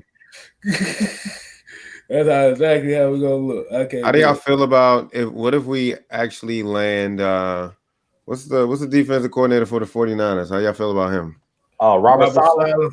Hey, I'm gonna tell y'all about him because I was gonna talk about him too. Look, y'all hitting on all my joints. I don't know if I'm gonna even be able to go and do my my solo live and talk about coaches. So we hitting on all of them. But Robert Saleh is one of those guys that got me a little bit nervous. He smelled a little bit like Dan Quinn to me. Because he had a lot of talent. He got a lot of talent in San Francisco. And I don't know if he goes to another team. Because San Francisco, they have Why am I doing this, Drew? Why am I doing this? Why am I doing this? Talking about cover 3? That man run a lot of cover 3. A lot of cover 3. I don't want no parts of that shit. Hell no. Yeah, man. He smelled like Dan Quinn to me. When I see him, he's just like the sexy name because they went to the Super Bowl last year. But to me, he has a lot of talent, like more talent than we have on our defense. And I'm like, you look at that, Javon Kinlaw last year, Boza, Eric Armstead. Like, you guys got to think about it. It's not just about coaching. Sometimes you got a bunch of like that personnel is crazy over there. So it's like we don't have that defensive line. Yeah, our defensive line, we got Grady Jarrett and we got a couple guys over here, but over there, the way that defense is built, that John Lynch built, man, that's when Mike was saying that John Lynch is on the hot seat. I'm like, man, the 49ers are really not playing. They cutthroat over there. But I thought John Lynch was safe. The only person I thought was in trouble was maybe Shanahan. I didn't know John Lynch was on the hot seat. But I wouldn't mind him coming to Atlanta, to be honest. Shoot, that's a name we need a GM. If he get fired, send John Lynch our way. He know how to build a defense. I know why John Lynch is in trouble. Okay, yeah. I know why. Jimmy Garoppolo. Oh, okay. I got you. Jimmy Garoppolo. Makes sense. That makes the most perfect sense. That would be the only reason why he'd be in trouble. Gotcha. Jimmy Garoppolo. I forgot about because I was about to say, you think about it. We get mad. A lot of the Falcon fans are mad that they gave Matt Ryan that contract that he got at the beginning. Think about it. They gave this dude $130 million on fucking 5 games. Yeah. You took a big gamble with that and it's not paying. Also, like I said, they finna hold his ass accountable. It goes back to what I was saying about being a GM that doesn't understand balance. You know what I'm saying? Like John Lynch wanted to build a defensive juggernaut, and they traded a first round pick for a quarterback that wasn't necessarily showing any signs of being, a great quarterback. He was an unproven quarterback to begin with, and you brought him in. And let's be honest, the reason why they went to that Super Bowl is because that defense and the running game. Mm-hmm. You know what I'm saying? Let's be real. That secondary wasn't all that great. Those guys was just playing cover 3 and getting after the quarterback. You can run cover 3 if you have that defensive line and that front 7 that the 49ers had. You can make some plays in the secondary, but they run a lot of cover 3. And that's why I don't run anything to do with Robert Saleh, because that cover 3, that's all that Richard Sherman is good for. I think he's one of the most overrated cornerbacks in the history of the game, because all he just Like every team that he's been on, they've had a awesome, amazing front seven, and he's been privileged to have two of the greatest safeties of all time. You're talking about Earl Thomas and your boy Cam Chancellor. Cam Chancellor. Come on, bro. Yeah. Like everywhere he's been, he's had the luxury of what you always say, Drew. Talent. I'm afraid of that, dog. I'm afraid of that. So I don't want any parts to do with John Lynch. I want a GM that understands balance, man. I don't want a GM that's going to come in and just bring a defensive juggernaut. You know what I'm saying? It has to be a balance with GM and head coaching. But that kind of goes to what like going back to that comment that I am Jamel said. Like I said, y'all pretty much answered what his comment was, because he said he did that because Kyle Shanahan asked for Garoppolo. Like you said, the GM and the head coach have to be in tune. Like I said, Garoppolo. Like I said, John Lynch probably didn't want Garoppolo. Maybe the owner forced him to go ahead and get it because they felt. Okay, I don't know if anybody noticed, like every year when it comes to these like new and hot quarterbacks that go around the NFL, how they're like the hot topic, and you always had that one team that falls for it and end up regretting it later. It happens every year, and San Francisco fell victim to that, because I remember correctly, New England wanted 2 first-round picks and a 4th-round pick for Garoppolo from any team. San Francisco just gave him up for a 2nd-round pick. So they fell into the hype. That tells you everything you need to know about that guy. A 2nd round, you didn't even get a 1st round? No. Yeah. Y'all might laugh, but when Shanahan did it, I really thought that he was going to go after Kirk Cousins. I would have took Kirk Cousins over Jimmy Garoppolo. Y'all might laugh about it.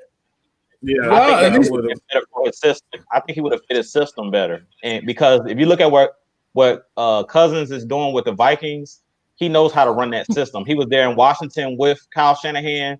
He was one of the reasons that Shanahan, if y'all remember, Mike Shanahan was actually with the Redskins, and he was working for his father.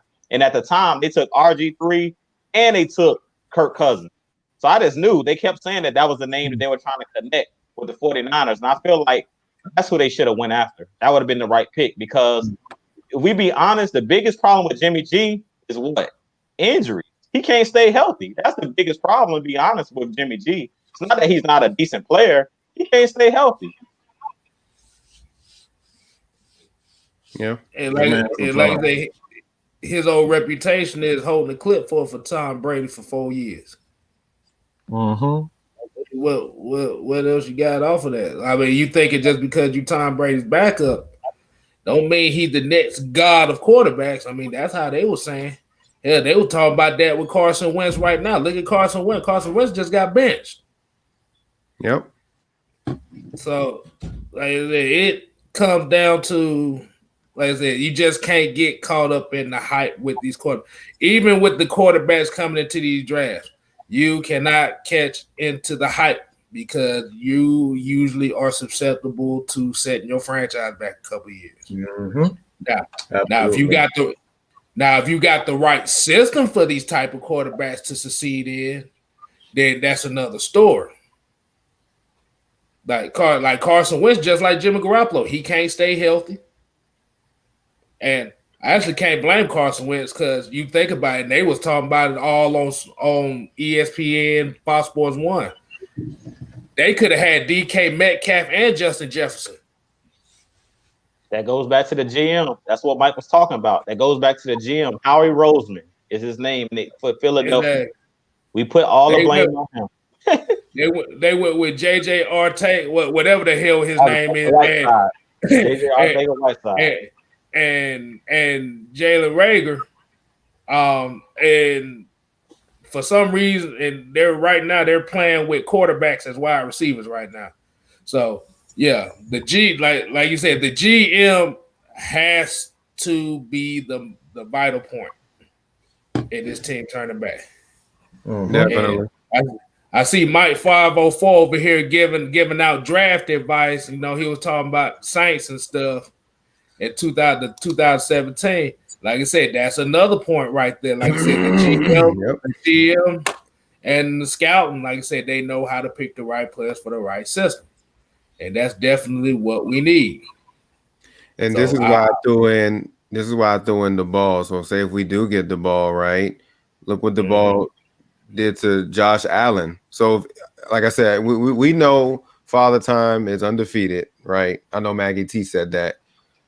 Matt Ryan is getting older. So like when it is time for him to move on, you know, Duval can look for like almost like a Josh Allen for our team, and we'll be set. You know what I'm saying? That's the reason why I suggested him, because when it's time to look for a quarterback, boom. Wow. I like it. Yeah, I like it. Like I said, I think he's a good. I think he's a good coach because, like I tell people all the time, every coach in the NFL pretty much is an X's and O's type of guy. That's something that's not unique to just one particular person. It all comes down to being able to adjust as far as creativity is concerned. You can't continue to run the same stuff over and over again, expecting teams not to eventually pick up on your tendencies. And that's the issue with Dirk Koetter. That's the issue with what at one point Steve Sarkisian actually, you know, was pretty much I thought he called a pretty good game towards the end of the year. Like he started adjusting, he started to run the ball outside a lot more. I thought he made, but like honestly, I'm just gonna be real. I thought he was a scapegoat. He wasn't that terrible of an offensive coordinator. Of course, every offensive coordinator, defensive coordinator is going to have those games where you just call something stupid. That's inevitable. You cannot be perfect as a play caller. So it's like if you don't have that creativity and that willingness to adapt to what the defense is doing to you from first half to second half, from game to game, to week, you're not going to be successful in this current NFL because you got players out here 300 pounds running fucking 4 4s and 4 5s. That's unheard of. So you're not just going to get it's all come down to creativity. And what I'm seeing now, them dudes out there running reverses. They running reverse passes. Like, man, even your boy Josh Allen out there catching passes. Like, that's what I'm talking about. Creativity, what you need in this current NFL. All that X's and O's. Once in our lifetime. Exactly. We definitely need that. Like I said, we need damn coaches that's gonna at least run some sweeps and some damn zones or something. We can't run dives and powers all day. You already got a running back with no knee cartilage left. A small guy that's gonna get blown up, and another guy you don't play, and another guy you don't play. Yeah, that don't really sound good. Somebody said, where did it go? Andrew G said, what do you think about Matt Patine for defensive coordinator? Oh, he probably Matt Patton. Patton, there we go. Where is he at now? I know he was in Green Bay. He's in Green Bay. Yep. I'm good on that. I think he's a decent coach, but Green Bay is not known for being physical either. Last time I seen Green Bay in the NFC Championship game was last year, and Shanahan basically ran the ball down their throat, only threw the ball like 8 times. I thought I was watching the Pee Wee game. So I don't know if I want Matt Patton. I never seen the team got embarrassed like that on national TV in a championship game. Kyle Shanahan literally ran the ball down their throat. And they had Zadarius Smith and Preston Smith, and they ran that ball down their throat. So I'm good on him. I'm good on Mike Patton, man. So how do y'all feel about this comment? I think we can kind of all agree on this in a way. Wait a minute, not this one. ATM 345 said Marquand Manuel was a scapegoat for Dan Quinn too. Yeah, I agree. Because the only reason why, you would question Marquand Manuels because he was dealing with a lot of injuries. Like the last couple of seasons, it was a bunch of injuries. All his key players were hurt. So what can you do? You know what I'm saying? I mean, for us being what we were like last compared to what we did that playoff run where we went into the Rams and then we beat them, we were fine. We were totally fine. It's just key players were gone. So you can't really blame him for that last season, that the reason why he got fired. All his key players were hurt. I think Dion was hurt that season. So that's why you seen more of Devondre. Devondre carried the load. It's tough. It's tough on a defensive coordinator that you expect to have, you know, a whole bunch of defense, like big play defensive players when they're not even in the game. So it's hard. We got another one right here from Andrew G. He was talking about Sark was better than Farmer Fran for sure. At least he didn't run his plays from the 1992 Madden playbook. I agree with that too. Or NFL Blitz. The NFL Blitz. Hey, go ahead and show that. Go ahead and run it. Hold on. Let's go ahead and run that NFL Blitz playbook. That ain't even a playbook. That's amazing. Yeah. Hey, I was about to say, you see why they long developing routes. I mean, look at these plays. Smack you looks stupid. Stack it looks retarded. Short jet look dumb as hell. I guarantee you, damn Farmer Fran literally be thinking these plays are gonna work. That's it. Page 1 right there. That's all he got right there. And then he'll flip it to the other side. You know how Smokey was trying to flip the dollars? He'll just flip it on the other side. Yeah. And run it on the opposite direction. I'm about to say, look at the play that says tasty treat. Boy. That looks terrible. But I was about to say we was being nice. I thought he was gonna say the damn what was that Nintendo game? The 10-yard dash playbook. Was it Tecmo? No. They had a football game before. They was like 10-yard dash. The only play you had on that. Oh, I know what you're talking about. The only play you had was running up the gut. That sounds just about right. Right.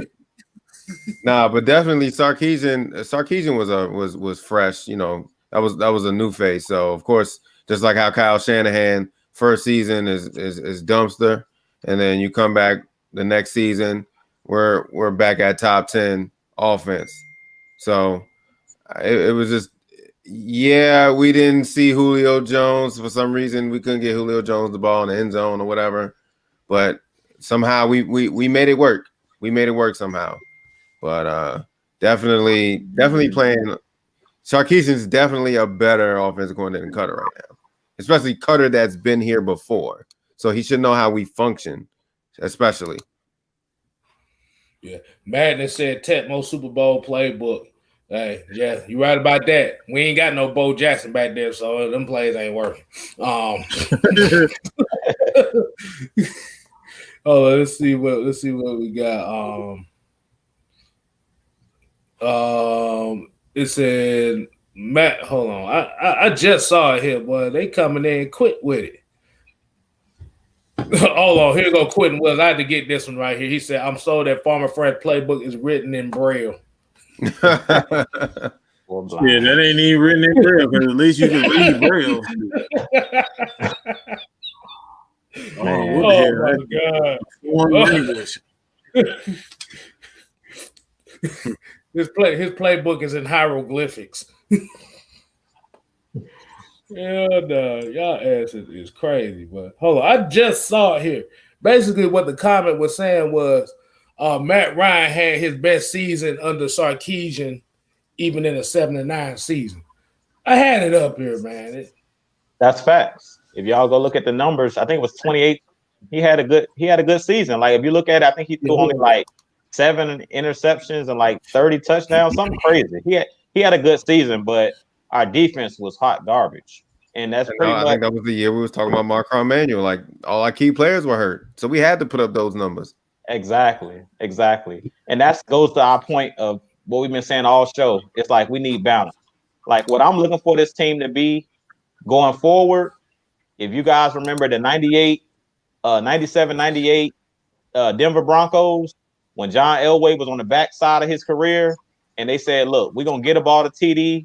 We're going to let John Elway do his thing occasionally off the play action pass, but we're going to run the ball. We're going to play physical on defense. And that's kind of what we need to do with Matt Ryan. Y'all hear Big Country say it all the time. Big Low says it all the time. Like, we rely too much on Matt Ryan. We put too much in Matt Ryan's hands. Like, at this point in Matt Ryan's career, he deserves a good running game. He deserves a good defense at this point. He's proven that he can carry a team, but at this point, we don't need Matt Ryan to be the workhorse that he's been over his career. And more Julio, because I feel like half the reason that Julio is kind of breaking down is these guys been doing this for over a decade. Like, after you've been taking those hits and stuff like that, you only can do it for so long. Like you said, Maggie had said, you know, Father Time's undefeated. So you're going to start slowing down. So at this point, we don't need Matt Ryan to necessarily be an MVP, you know, Matt Ryan. We just need him to be, you know, a Pro Bowler, above average.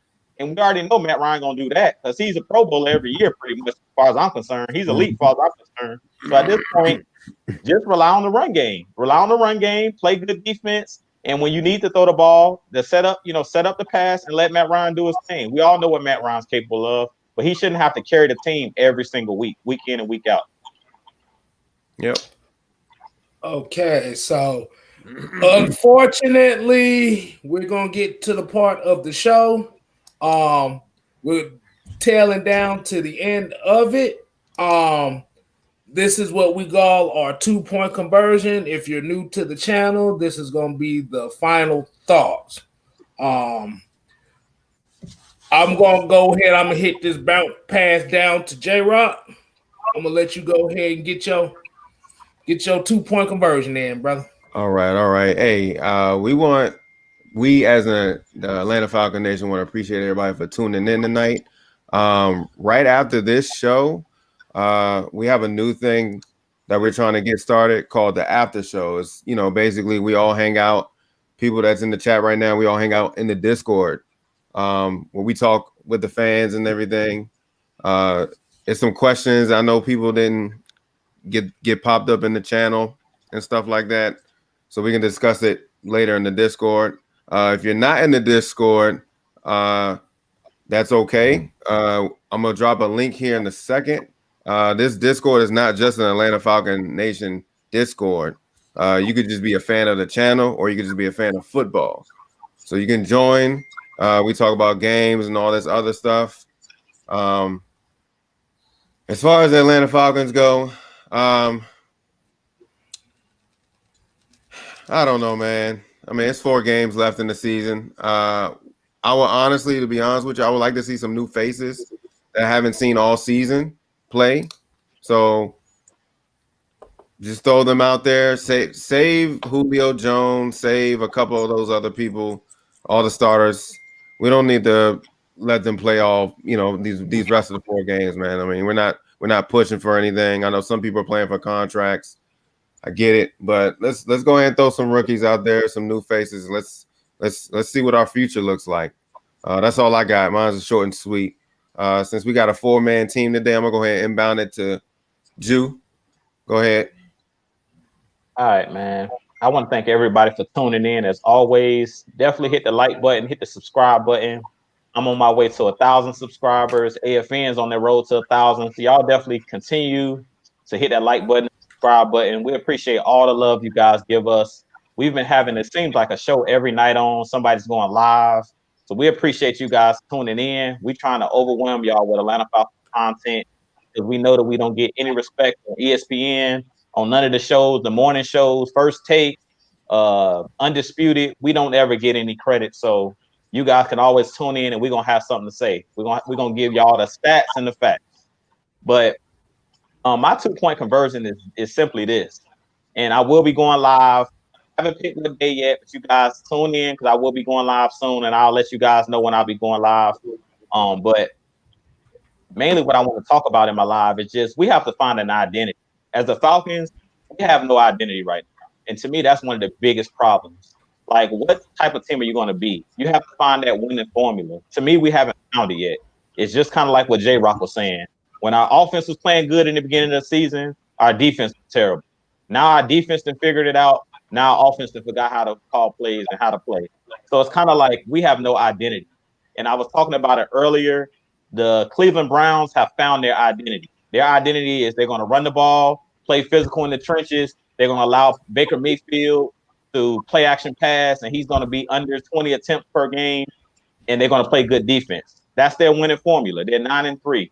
They found their winning formula, and that's what we have to do here in Atlanta is we have to find our own formula. Right now, I feel like we don't have any winning formula. It's kind of like the games that we play, we've lost games how many different ways this year? I mean, I can tell you, we lost one game because of special teams. Couldn't cover an onside kick. We lost another game because we didn't know to kneel the ball instead of hand the ball to Todd Gurley, and we told him not to score. The game against Detroit, at the end of the game, we let them score, drive down with like, I don't know how many seconds in the game. And we let Matthew Stafford drive down and score a touchdown. So it's just like every single game, it's not even that we're losing the same way. Every game we're losing a different way. And that just basically states you have no identity. And that's the problem with the team. Let's just boil down to what it really is. We have no identity. And that's the real problem. We need to find out what type of team are we going to be. And that's why I'll say I'm not against Rex Ryan, because I know one thing. If Rex come here, he going to tell you, we're going to punch people in the mouth. We're going to play defense. He going to tell you right in the media session, and he going to say it in his own way, and you're going to know what he's about. With this coaching staff, I don't know what we're about. I don't know what we don't know if we coming and going half the time. So that's the biggest thing, and I'm going to let Mike take it from there. Yeah, you supposed to do a behind the back or overhead pass to Mike. I just threw a hot one. Throw a hot one. Man. Okay, there you go, Mike. I'm about to post this motherfucker up like MJ and hit that fadeaway jump shot. All right, so let me just say this. I think I probably pretty much said everything, but I'm gonna say this again. I don't care about anything. I don't care about Louis Riddick. Everybody want this guy. Let's just be honest. Because he's black. For one, I'm all cool with that. A lot of people want him because of the flashy team that he put together in Philadelphia. Let's just call that facts. And that's all cool. You know, that's fine. I absolutely see that he has the ability to not only, recognize talent, but that team lacked chemistry. He put a bunch of talented guys together that lacked chemistry. We say this over and over and over again. The Falcons are one of the best teams as far as talent is concerned in the league. We have players on offense, like we have at least 4 to 5 weapons on offense. We don't lack anything as far as talent, even on the defensive side of the ball. We have 3 playmakers right now. 3. And a possible 4th one with AJ Terrell with the way he's developing as a corner. You know what I'm saying? Like he's balling. So you have Deion Jones, Foye Oluokun, Grady Jarrett, AJ Terrell, those 4 players, and then you go on the offensive side of the ball, Julio Jones, Calvin Ridley, Hayden Hurst, and the offensive line with Chris Lindstrom. He's developing well as one of the better guards, younger. I think he's one of the better young guards in the league as well as Caleb McGarry. So the Falcons don't lack any talent. I don't care about bringing in talent. The Falcons don't lack any talent as far as their scouting department is concerned. That's never been an issue with this team. Like even back in the 70s and 80s, like there's never been an issue with the Atlanta Falcons bringing in talent. It has always been chemistry and the head coach.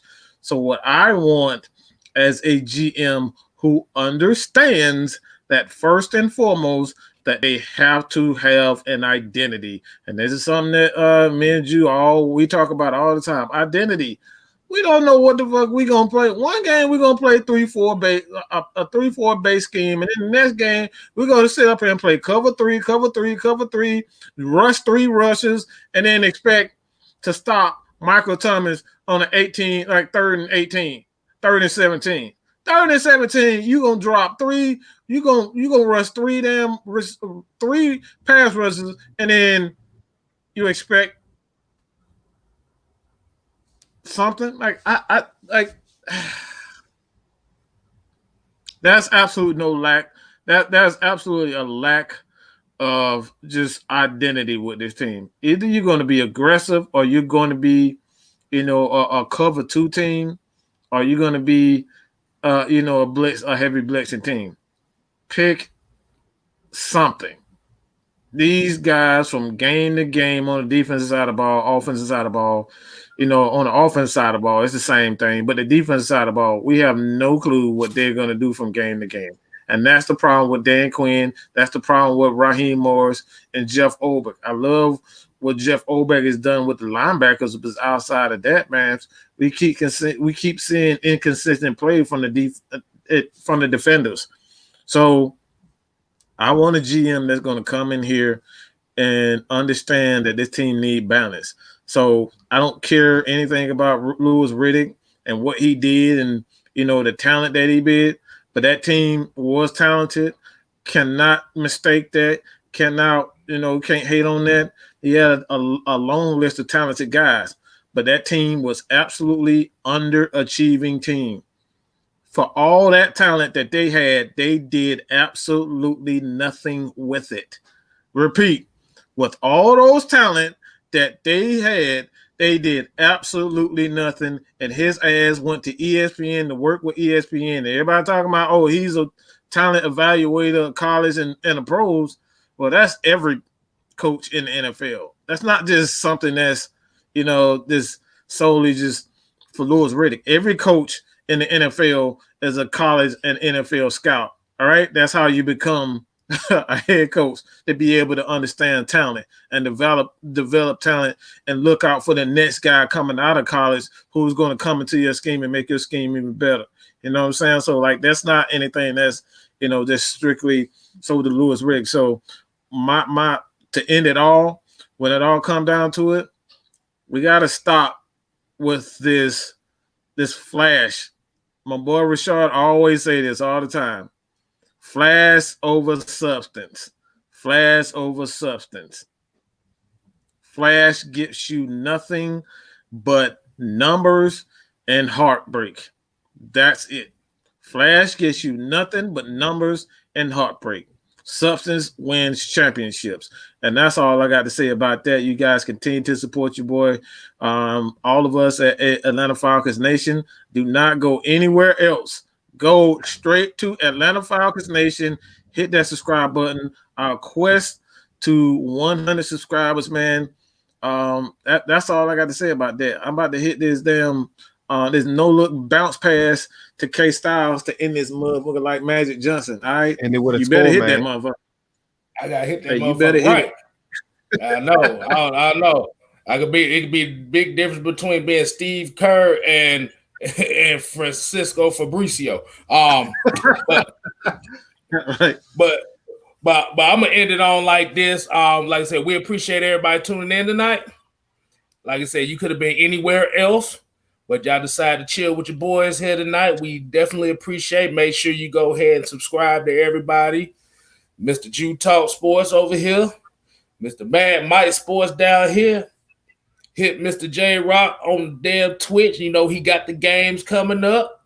I'm not playing him because he's gonna beat my ass and everything else. But also make sure you get KStlyz as well. But also make sure you tune in tomorrow for ATLN Sports Zone at 8 p.m. Followed by Lush Exchange with Miss Maggie T and Nikki V. I know y'all thirsty asses gonna be on there at 9 p.m. So dropping them phone numbers. Dropping them numbers and shooting your shot. I don't blame y'all. So y'all go and do that. And also make sure Saturday mornings at 11, we got Ray Clay Sports with Mr. Madness, Twisted Torch TV, and the homie Rich. So like I said, we coming in heavy. We try to take the game over. You know how we do it here. And like I said, pretty much Mike, like I said, from the comments, like I said, Rebel ATL and Ultra Shadow 97 pretty much agree with you on the same thing. Now, I'm just gonna end it like this, man. Hey, Falcons, like that, we ain't got no playoff hopes in our future. Don't even think about it.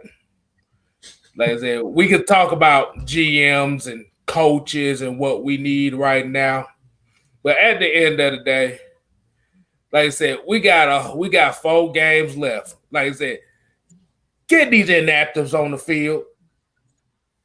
We tired of seeing you draft players that ain't seeing no playing time. It's embarrassing. Bro, we got a guy named John Witzel on the team. I didn't even know who the fuck this guy was. I ain't seen him in 2 years. Like, who the hell is this? But my main thing is I ain't really got no thought. It's just showing love to the people that came up in here. Like I said, showed us some love. Oh yeah, make sure y'all share this and share everything we do. Hit that like button, comment, subscribe, do all that stuff. And like I said, Atlanta Falcon Nation is on Twitch too. So hey, we do it. We doing everything on Twitch. We everywhere in this mud. We taking over. What DJ KStlyz say? We taking over one stream at a time.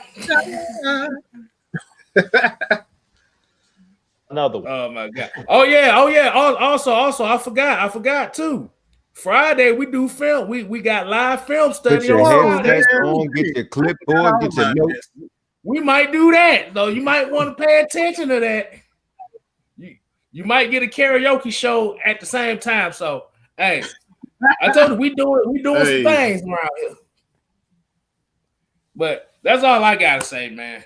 I just like, and like I said, also like I said, I appreciate y'all too, cause y'all, like I said, y'all done showed me the way, y'all done groomed me under y'all wing, and you know, and the people showed me love yesterday, and like I said, I appreciate everybody for that. Absolutely. So y'all ain't got to go to bed. Y'all ain't got to get out of. Y'all ain't got to do anything else, but you got to get the hell up out of here. All right. All right. Hey, y'all can come. Hey, y'all can come talk with us at the Discord.